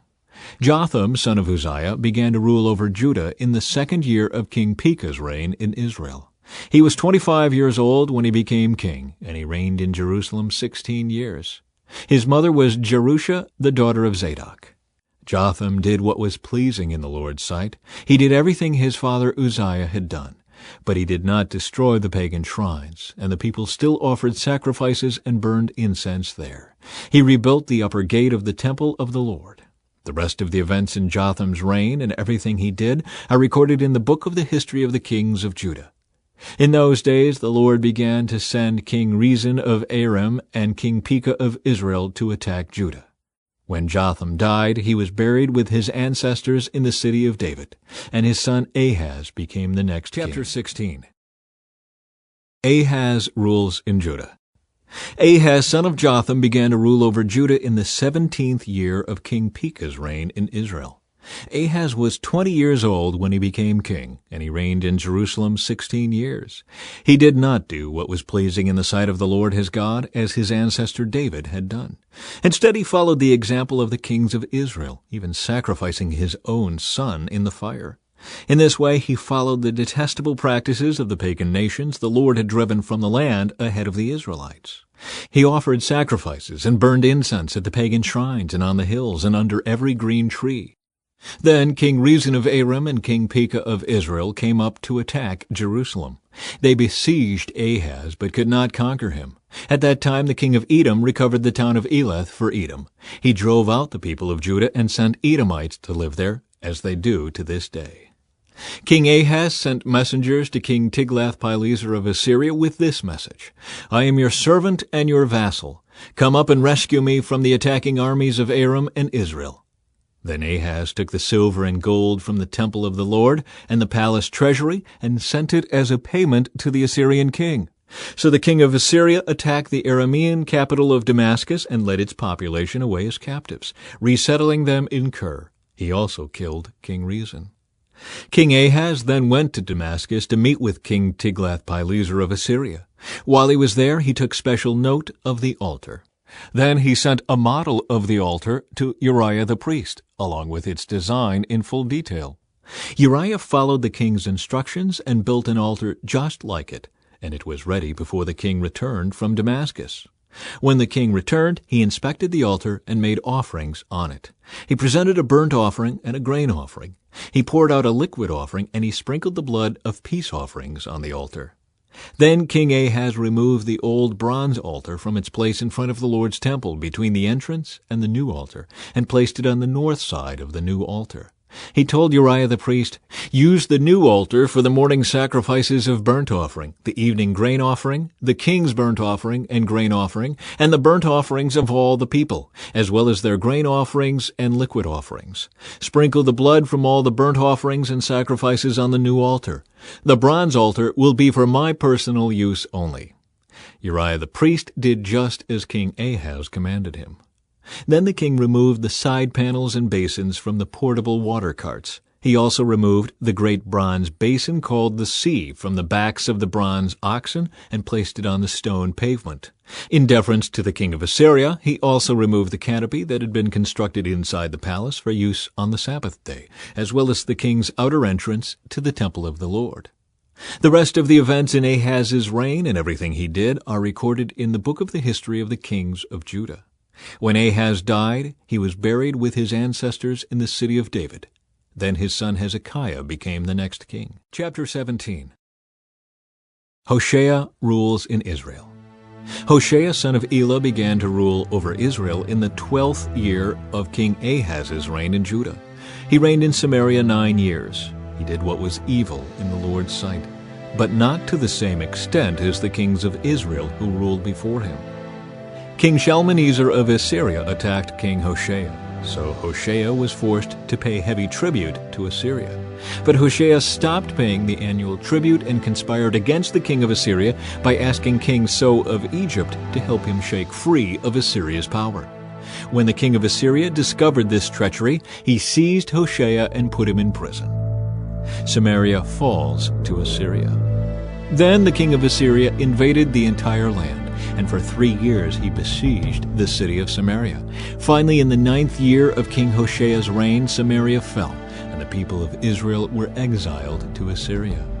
They were settled in colonies in Halah, along the banks of the Habor River in Gozan, and in the cities of the Medes. This disaster came upon the people of Israel because they worshipped other gods. They sinned against the Lord their God, who had brought them safely out of Egypt and had rescued them from the power of Pharaoh, the king of Egypt. They had followed the practices of the pagan nations the Lord had driven from the land ahead of them, as well as the practices the kings of Israel had introduced. The people of Israel had also secretly done many things that were not pleasing to the Lord their God. They built pagan shrines for themselves in all their towns, from the smallest outpost to the largest walled city. They set up sacred pillars and Asherah poles at the top of every hill and under every green tree. They offered sacrifices on all the hilltops, just like the nations the Lord had driven from the land ahead of them. So the people of Israel had done many evil things, arousing the Lord's anger. Yes, they worshipped idols, despite the Lord's specific and repeated warnings. Again and again, the Lord had sent his prophets and seers to warn both Israel and Judah. Turn from all your evil ways. Obey my commands and decrees, the entire law that I commanded your ancestors to obey, and that I gave you through my servants, the prophets. But the Israelites would not listen. They were as stubborn as their ancestors who had refused to believe in the Lord their God. They rejected his decrees and the covenant he had made with their ancestors, and they despised all his warnings. They worshipped worthless idols, so they became worthless themselves. They followed the example of the nations around them, disobeying the Lord's command not to imitate them. They rejected all the commands of the Lord their God and made 2 calves from metal. They set up an Asherah pole and worshipped Baal and all the forces of heaven. They even sacrificed their own sons and daughters in the fire. They consulted fortune-tellers and practiced sorcery and sold themselves to evil, arousing the Lord's anger. Because the Lord was very angry with Israel, he swept them away from his presence. Only the tribe of Judah remained in the land. But even the people of Judah refused to obey the commands of the Lord their God, for they followed the evil practices that Israel had introduced. The Lord rejected all the descendants of Israel. He punished them by handing them over to their attackers until he had banished Israel from his presence. For when the Lord tore Israel away from the kingdom of David, they chose Jeroboam, son of Nebat, as their king. But Jeroboam drew Israel away from following the Lord and made them commit a great sin. And the people of Israel persisted in all the evil ways of Jeroboam. They did not turn from these sins until the Lord finally swept them away from his presence, just as all his prophets had warned. So Israel was exiled from their land to Assyria, where they remain to this day.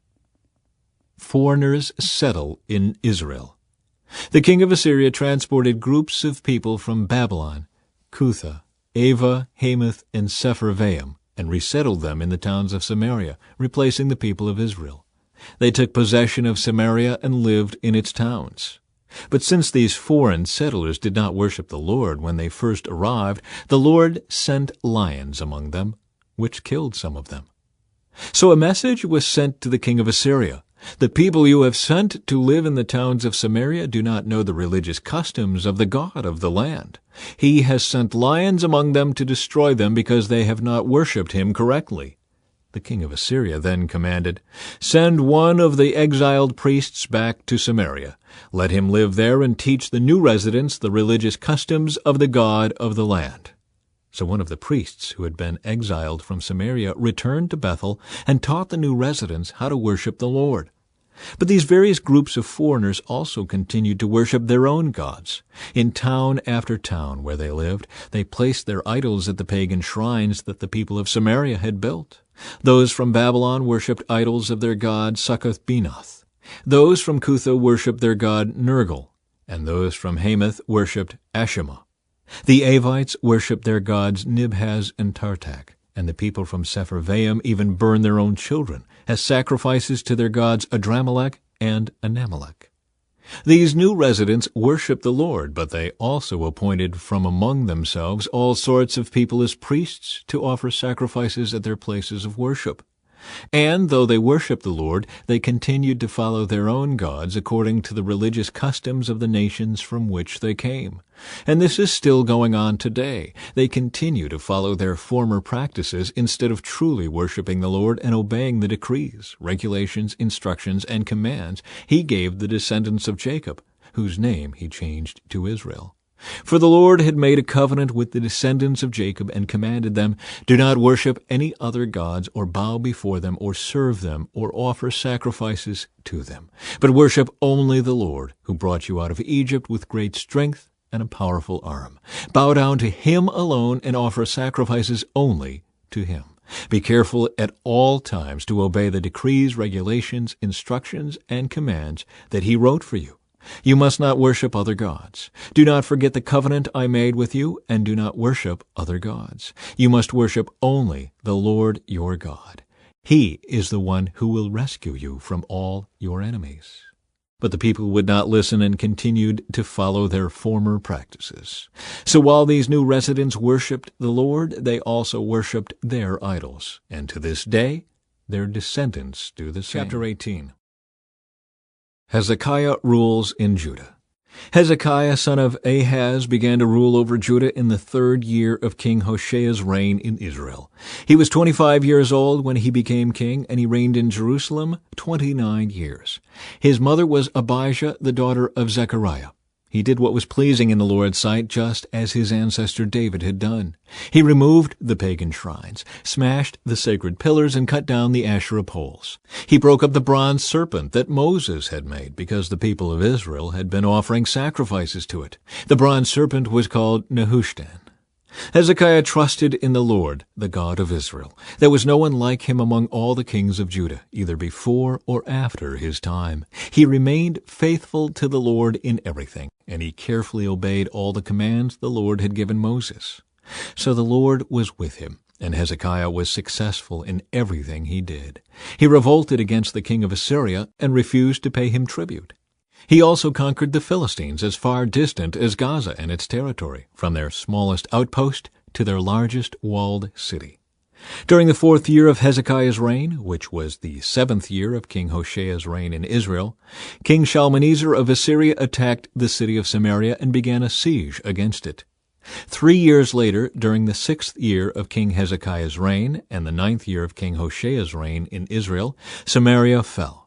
At that time, the king of Assyria exiled the Israelites to Assyria and placed them in colonies in Halah, along the banks of the Habor River in Gozan, and in the cities of the Medes. For they refused to listen to the Lord their God and obey him. Instead, they violated his covenant, all the laws that Moses, the Lord's servant, had commanded them to obey. Assyria invades Judah. In the 14th year of King Hezekiah's reign, King Sennacherib of Assyria came to attack the fortified towns of Judah and conquered them. King Hezekiah sent this message to the king of Assyria at Lachish: "I have done wrong. I will pay whatever tribute money you demand if you will only withdraw." The king of Assyria then demanded a settlement of more than 11 tons of silver and 1 ton of gold. To gather this amount, King Hezekiah used all the silver stored in the temple of the Lord and in the palace treasury. Hezekiah even stripped the gold from the doors of the Lord's temple, and from the doorposts he had overlaid with gold, and he gave it all to the Assyrian king.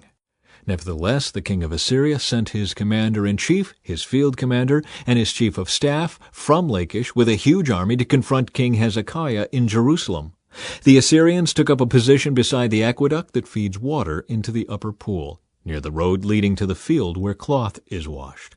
They summoned King Hezekiah, but the king sent these officials to meet with them: Eliakim, son of Hilkiah, the palace administrator; Shebna, the court secretary; and Joah, son of Asaph, the royal historian.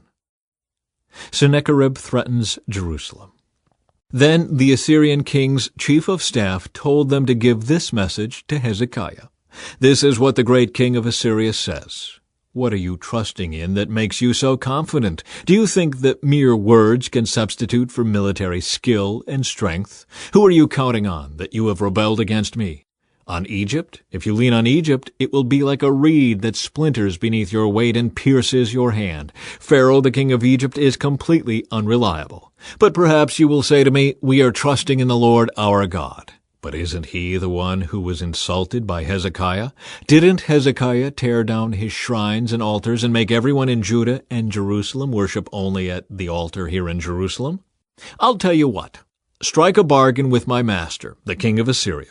I will give you 2,000 horses if you can find that many men to ride on them.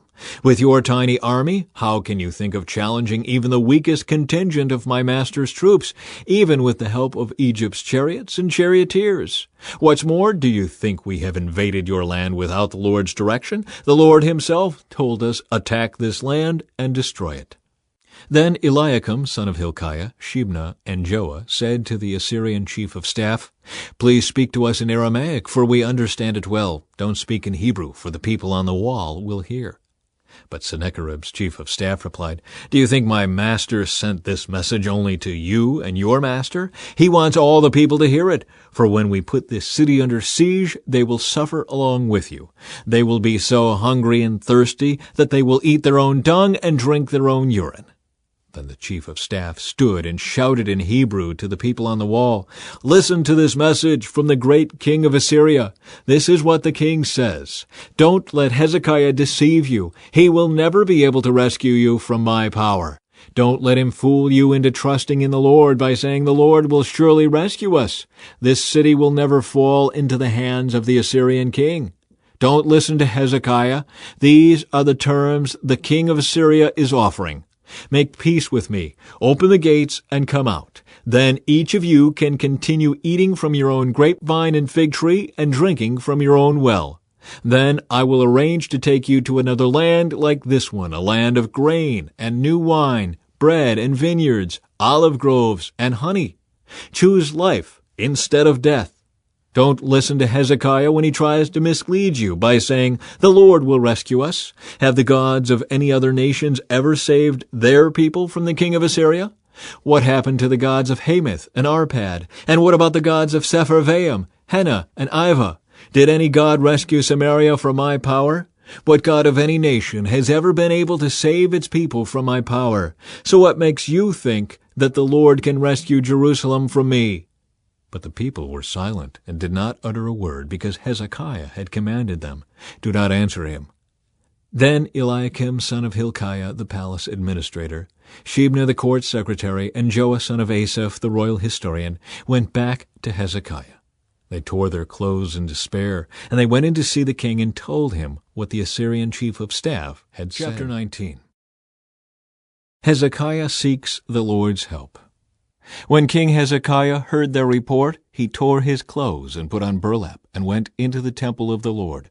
And he sent Eliakim the palace administrator, Shebna the court secretary, and the leading priests, all dressed in burlap, to the prophet Isaiah son of Amoz. They told him, "This is what King Hezekiah says.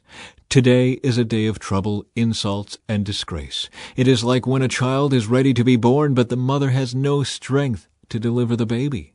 But perhaps the Lord your God has heard the Assyrian chief of staff, sent by the king to defy the living God, and will punish him for his words. Oh, pray for those of us who are left." After King Hezekiah's officials delivered the king's message to Isaiah, the prophet replied, "Say to your master, 'This is what the Lord says. Do not be disturbed by this blasphemous speech against me from the Assyrian king's messengers. Listen, I myself will move against him, and the king will receive a message that he is needed at home. So he will return to his land, where I will have him killed with a sword.'" Meanwhile, the Assyrian chief of staff left Jerusalem and went to consult the king of Assyria, who had left Lachish and was attacking Libnah. Soon afterward, King Sennacherib received word that King Turaka of Ethiopia was leading an army to fight against him. Before leaving to meet the attack, he sent messengers back to Hezekiah in Jerusalem with this message. "This message is for King Hezekiah of Judah. Don't let your God in whom you trust deceive you with promises that Jerusalem will not be captured by the king of Assyria.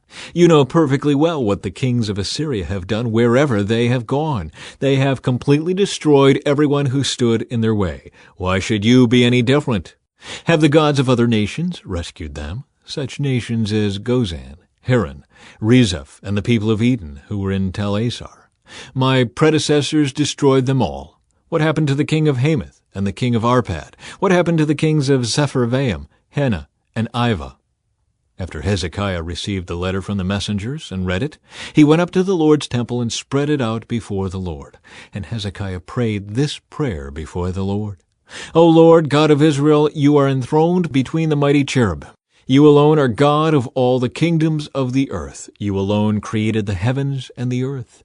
Bend down, O Lord, and listen. Open your eyes, O Lord, and see. Listen to Sennacherib's words of defiance against the living God.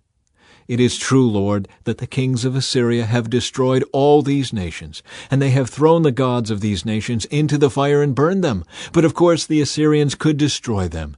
They were not gods at all, only idols of wood and stone, shaped by human hands. Now, O Lord our God, rescue us from his power. Then all the kingdoms of the earth will know that you alone, O Lord, are God." Isaiah predicts Judah's deliverance. Then Isaiah son of Amoz sent this message to Hezekiah. "This is what the Lord, the God of Israel, says. I have heard your prayer about King Sennacherib of Assyria, and the Lord has spoken this word against him. The virgin daughter of Zion despises you and laughs at you. The daughter of Jerusalem shakes her head in derision as you flee. Whom have you been defying and ridiculing? Against whom did you raise your voice? At whom did you look with such haughty eyes? It was the Holy One of Israel. By your messengers you have defied the Lord. You have said, with my many chariots I have conquered the highest mountains, yes, the remotest peaks of Lebanon. I have cut down its tallest cedars and its finest cypress trees. I have reached its farthest corners and explored its deepest forests. I have dug wells in many foreign lands and refreshed myself with their water. With the sole of my foot I stopped up all the rivers of Egypt. But have you not heard? I decided this long ago. Long ago I planned it, and now I am making it happen. I planned for you to crush fortified cities into heaps of rubble. That is why their people have so little power and are so frightened and confused.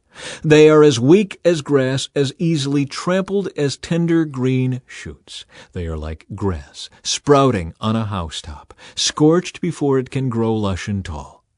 But I know you well, where you stay, and when you come and go. I know the way you have raged against me.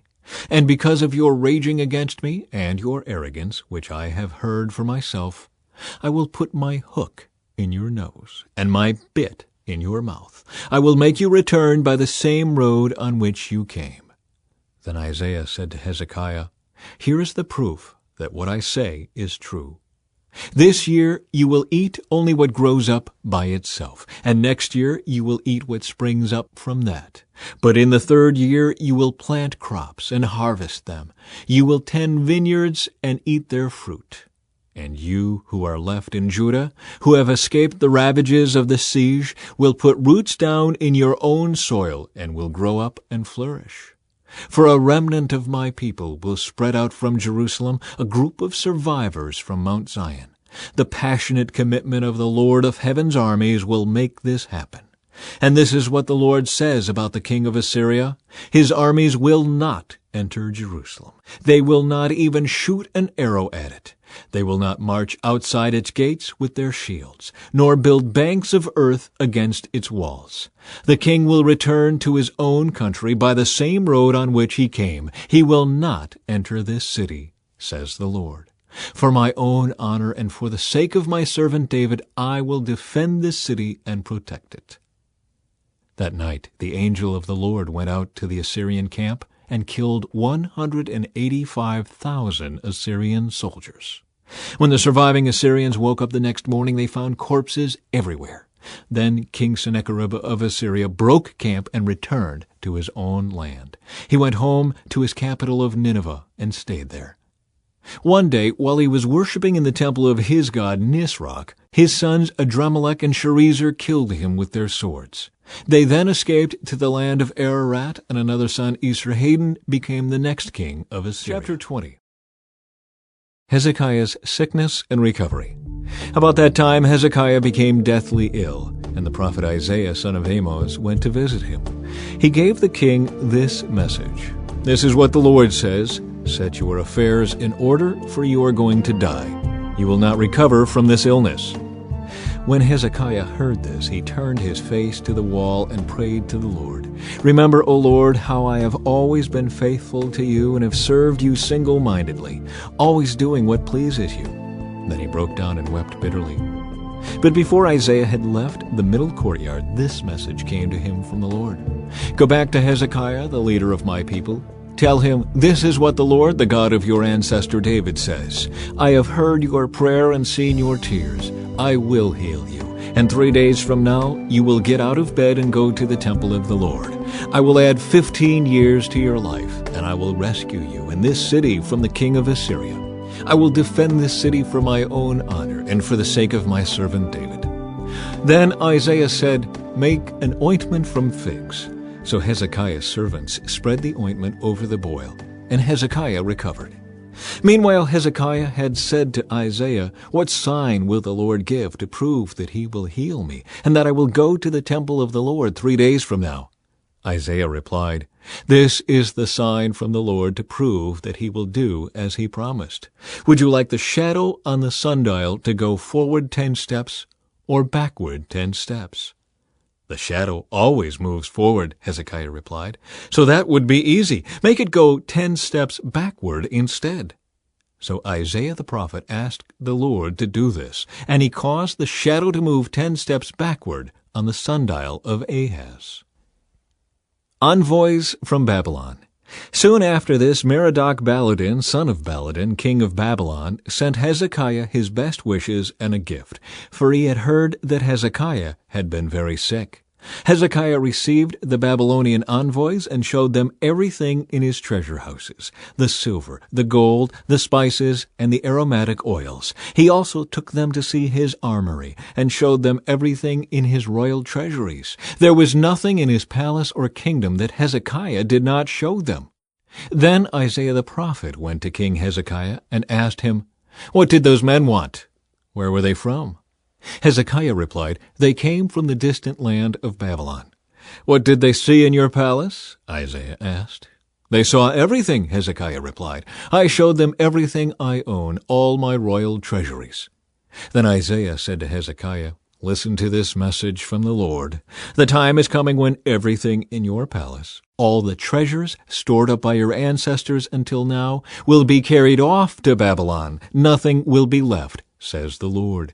Some of your very own sons will be taken away into exile. They will become eunuchs who will serve in the palace of Babylon's king.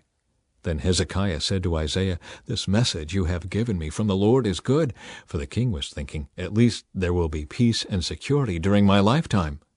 The rest of the events in Hezekiah's reign, including the extent of his power and how he built a pool and dug a tunnel to bring water into the city, are recorded in the book of the history of the kings of Judah. Hezekiah died, and his son Manasseh became the next king. Chapter 21. Manasseh rules in Judah. Manasseh was 12 years old when he became king, and he reigned in Jerusalem 55 years.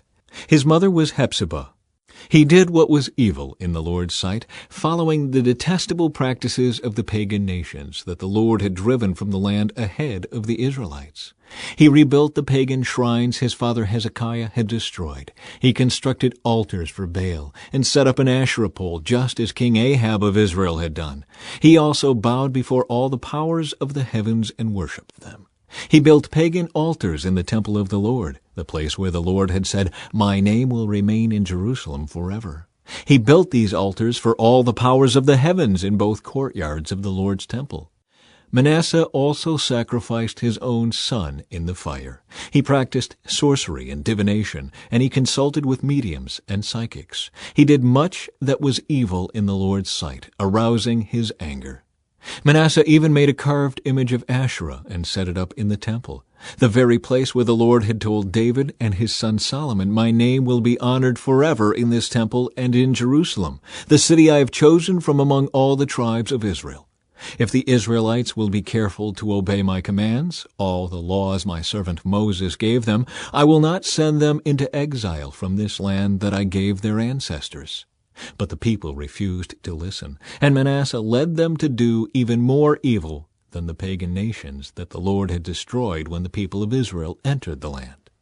Then the Lord said through his servants the prophets, "King Manasseh of Judah has done many detestable things. He is even more wicked than the Amorites who lived in this land before Israel. He has caused the people of Judah to sin with his idols.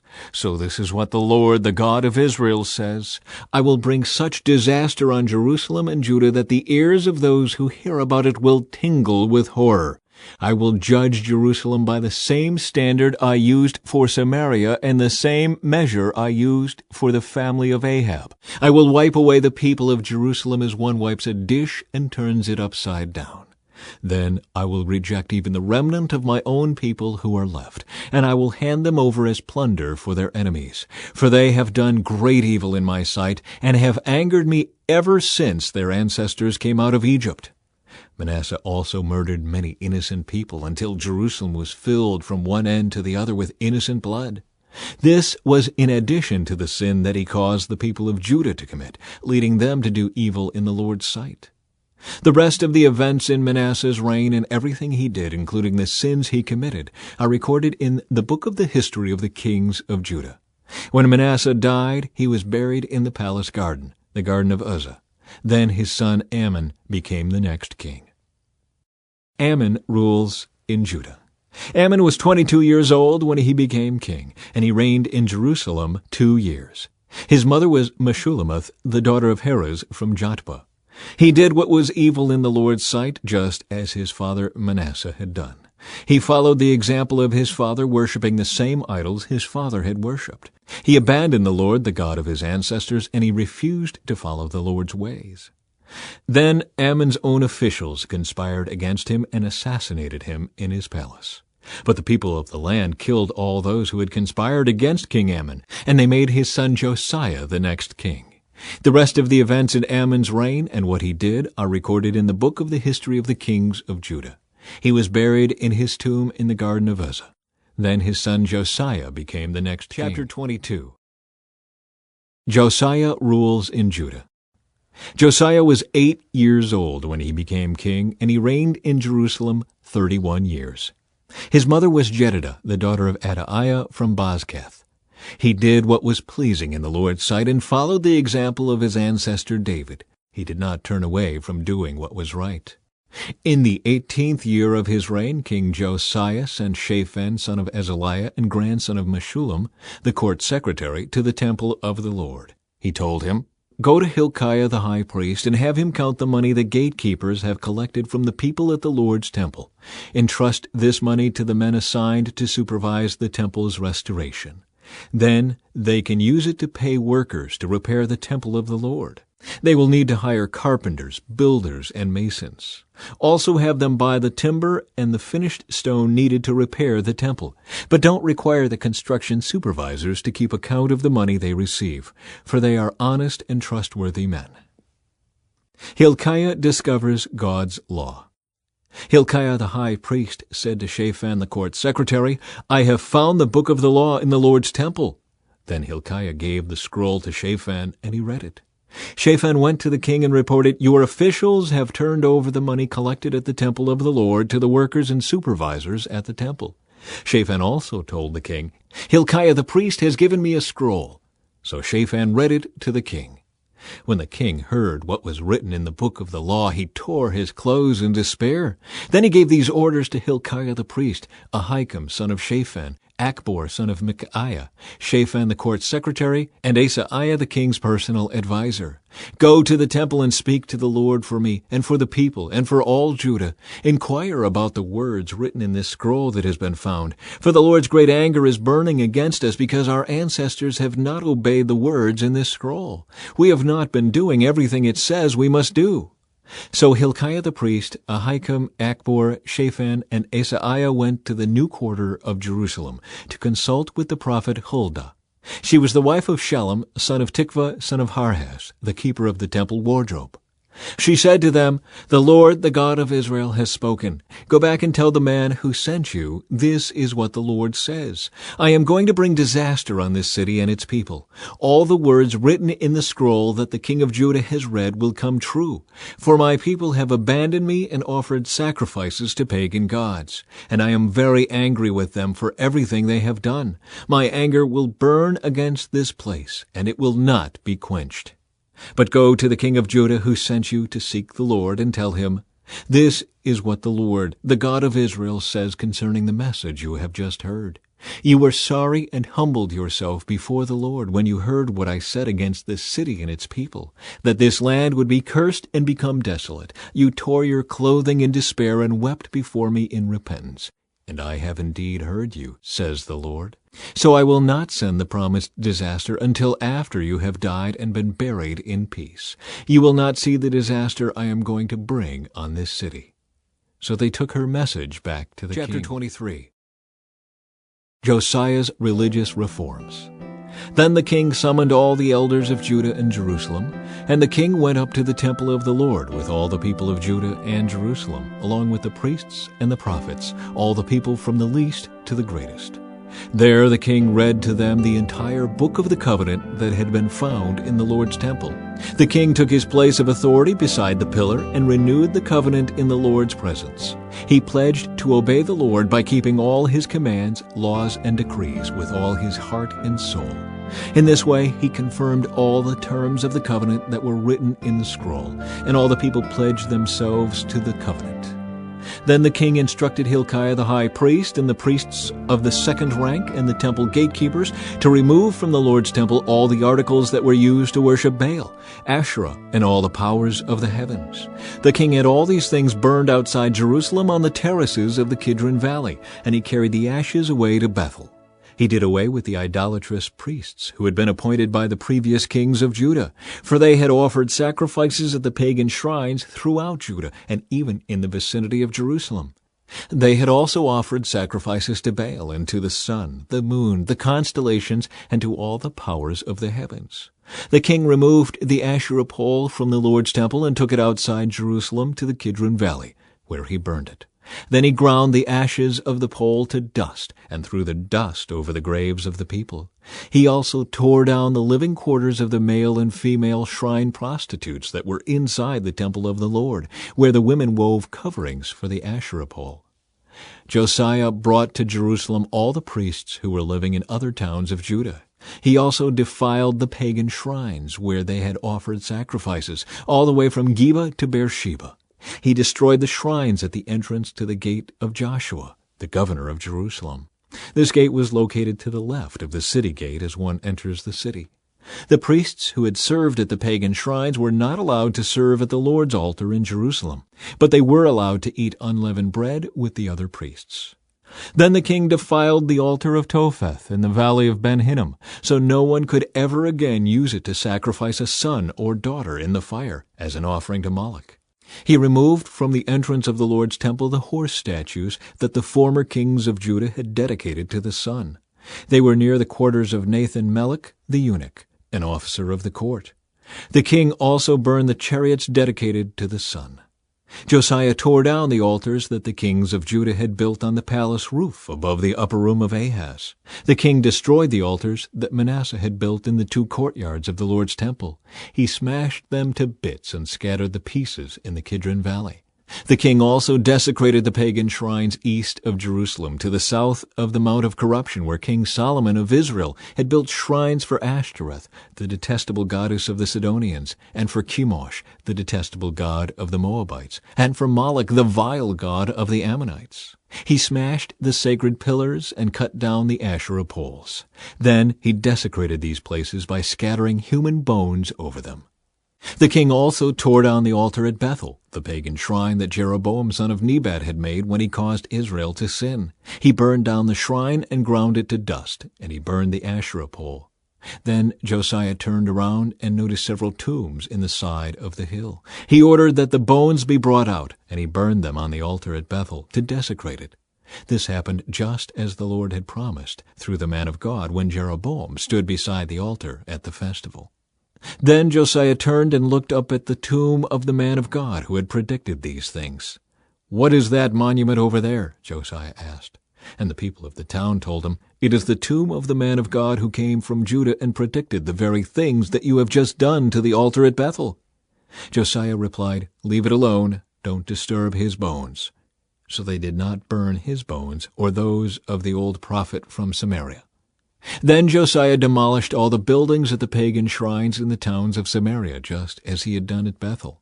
They had been built by the various kings of Israel and had made the Lord very angry. He executed the priests of the pagan shrines on their own altars, and he burned human bones on the altars to desecrate them. Finally, he returned to Jerusalem. Josiah celebrates Passover. King Josiah then issued this order to all the people: "You must celebrate the Passover to the Lord your God, as required in this book of the covenant." There had not been a Passover celebration like that since the time when the judges ruled in Israel, nor throughout all the years of the kings of Israel and Judah. This Passover was celebrated to the Lord in Jerusalem in the 18th year of King Josiah's reign. Josiah also got rid of the mediums and psychics, the household gods, the idols, and every other kind of detestable practice, both in Jerusalem and throughout the land of Judah. He did this in obedience to the laws written in the scroll that Hilkiah the priest had found in the Lord's temple. Never before had there been a king like Josiah, who turned to the Lord with all his heart and soul and strength, obeying all the laws of Moses, and there has never been a king like him since. Even so, the Lord was very angry with Judah because of all the wicked things Manasseh had done to provoke him. For the Lord said, "I will also banish Judah from my presence, just as I have banished Israel. And I will reject my chosen city of Jerusalem and the temple where my name was to be honored." The rest of the events in Josiah's reign and all his deeds are recorded in the book of the history of the kings of Judah. While Josiah was king, Pharaoh Necho, king of Egypt, went to the Euphrates River to help the king of Assyria. King Josiah and his army marched out to fight him, but King Necho killed him when they met at Megiddo. Josiah's officers took his body back in a chariot from Megiddo to Jerusalem and buried him in his own tomb. Then the people of the land anointed Josiah's son Jehoahaz and made him the next king. Jehoahaz rules in Judah. Jehoahaz was 23 years old when he became king, and he reigned in Jerusalem 3 months. His mother was Hamutal, the daughter of Jeremiah from Libnah. He did what was evil in the Lord's sight, just as his ancestors had done. Pharaoh Necho put Jehoahaz in prison at Riblah in the land of Hamath to prevent him from ruling in Jerusalem. He also demanded that Judah pay 7,500 pounds of silver and 75 pounds of gold as tribute. Jehoiakim rules in Judah. Pharaoh Necho then installed Eliakim, another of Josiah's sons, to reign in place of his father, and he changed Eliakim's name to Jehoiakim. Jehoahaz was taken to Egypt as a prisoner, where he died. In order to get the silver and gold demanded as tribute by Pharaoh Necho, Jehoiakim collected a tax from the people of Judah, requiring them to pay in proportion to their wealth. Jehoiakim was 25 years old when he became king, and he reigned in Jerusalem 11 years. His mother was Zebidah, the daughter of Pedaiah from Rumah. He did what was evil in the Lord's sight, just as his ancestors had done. Chapter 24.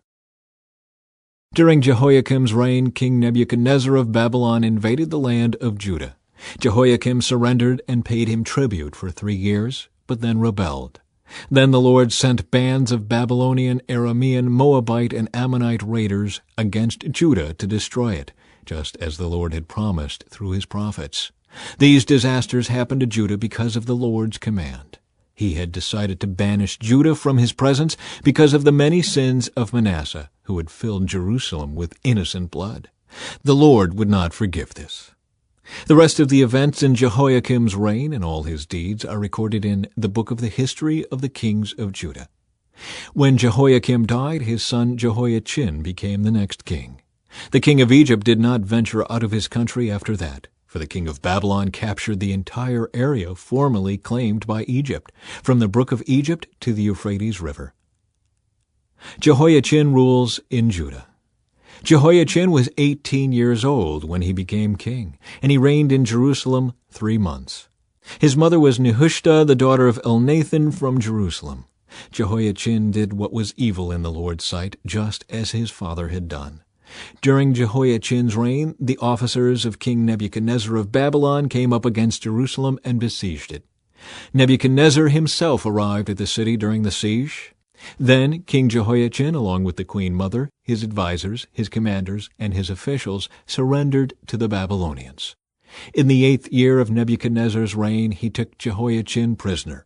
As the Lord had said beforehand, Nebuchadnezzar carried away all the treasures from the Lord's temple and the royal palace.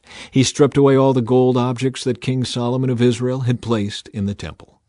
King Nebuchadnezzar took all of Jerusalem captive, including all the commanders and the best of the soldiers, craftsmen, and artisans, 10,000 in all.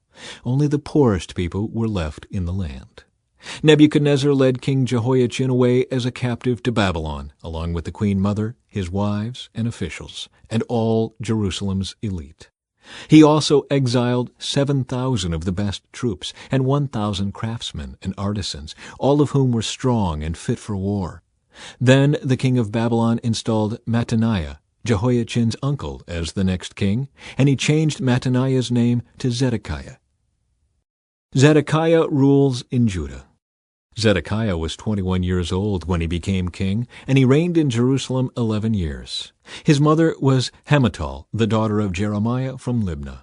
But Zedekiah did what was evil in the Lord's sight, just as Jehoiakim had done. These things happened because of the Lord's anger against the people of Jerusalem and Judah, until he finally banished them from his presence and sent them into exile. The fall of Jerusalem. Zedekiah rebelled against the king of Babylon. Chapter 25. So on January 15, during the 9th year of Zedekiah's reign, King Nebuchadnezzar of Babylon led his entire army against Jerusalem. They surrounded the city and built siege ramps against its walls. Jerusalem was kept under siege until the 11th year of King Zedekiah's reign. By July 18, in the 11th year of Zedekiah's reign, the famine in the city had become very severe, and the last of the food was entirely gone. Then a section of the city wall was broken down, and all the soldiers fled. Since the city was surrounded by the Babylonians, they waited for nightfall. Then they slipped through the gate between the 2 walls behind the king's garden and headed toward the Jordan Valley. But the Babylonian troops chased the king and caught him on the plains of Jericho, for his men had all deserted him and scattered. They took him to the king of Babylon at Riblah, where they pronounced judgment upon Zedekiah. They made Zedekiah watch as they slaughtered his sons. Then they gouged out Zedekiah's eyes, bound him in bronze chains, and led him away to Babylon. The temple destroyed. On August 14 of that year, which was the 19th year of King Nebuchadnezzar's reign, Nebuzaradan, the captain of the guard and an official of the Babylonian king, arrived in Jerusalem. He burned down the temple of the Lord, the royal palace, and all the houses of Jerusalem. He destroyed all the important buildings in the city. Then he supervised the entire Babylonian army as they tore down the walls of Jerusalem on every side. Nebuzaradan, the captain of the guard, then took as exiles the rest of the people who remained in the city, the defectors who had declared their allegiance to the king of Babylon, and the rest of the population. But the captain of the guard allowed some of the poorest people to stay behind in Judah to care for the vineyards and fields. The Babylonians broke up the bronze pillars in front of the Lord's temple, the bronze water carts, and the great bronze basin called the sea, and they carried all the bronze away to Babylon. They also took all the ash buckets, shovels, lamp snuffers, dishes, and all the other bronze articles used for making sacrifices at the temple. Nebuzaradan, the captain of the guard, also took the incense burners and basins, and all the other articles made of pure gold or silver. The weight of the bronze from the 2 pillars, the sea, and the water carts was too great to be measured. These things had been made for the Lord's temple in the days of King Solomon. Each of the pillars was 27 feet tall. The bronze capital on top of each pillar was 7½ feet high and was decorated with a network of bronze pomegranates all the way around. Nebuzaradan, the captain of the guard, took with him as prisoners Seraiah the high priest, Zephaniah the priest of the 2nd rank, and the 3 chief gatekeepers. And from among the people still hiding in the city, he took an officer who had been in charge of the Judean army, 5 of the king's personal advisers, the army commander's chief secretary, who was in charge of recruitment, and 60 other citizens. Nebuzaradan, the captain of the guard, took them all to the king of Babylon at Riblah, and there at Riblah in the land of Hamath, the king of Babylon had them all put to death. So the people of Judah were sent into exile from their land. Gedaliah governs in Judah. Then King Nebuchadnezzar appointed Gedaliah, son of Ahikam and grandson of Shaphan, as governor over the people he had left in Judah. When all the army commanders and their men learned that the king of Babylon had appointed Gedaliah as governor, they went to see him at Mizpah. These included Ishmael, son of Nethaniah, Johanan, son of Kareah, Seraiah, son of Tanumeth, the Netophathite, and Jezaniah, son of the Maacathite, and all their men. Gedaliah vowed to them that the Babylonian officials meant them no harm. "Don't be afraid of them. Live in the land and serve the king of Babylon, and all will go well for you," he promised. But in mid-autumn of that year, Ishmael, son of Nethaniah, and grandson of Elishama, who was of the royal family, went to Mizpah with 10 men and killed Gedaliah. He also killed all the Judeans and Babylonians who were with Gedaliah at Mizpah. Then all the people of Judah, from the least to the greatest, as well as the army commanders, fled in panic to Egypt, for they were afraid of what the Babylonians would do to them. Hope for Israel's royal line. In the 37th year of the exile of King Jehoiachin of Judah, Evil-Merodach ascended to the Babylonian throne. He was kind to Jehoiachin and released him from prison on April 2 of that year. He spoke kindly to Jehoiachin and gave him a higher place than all the other exiled kings in Babylon. He supplied Jehoiachin with new clothes to replace his prison garb and allowed him to dine in the king's presence for the rest of his life. So the Babylonian king gave him a regular food allowance as long as he lived.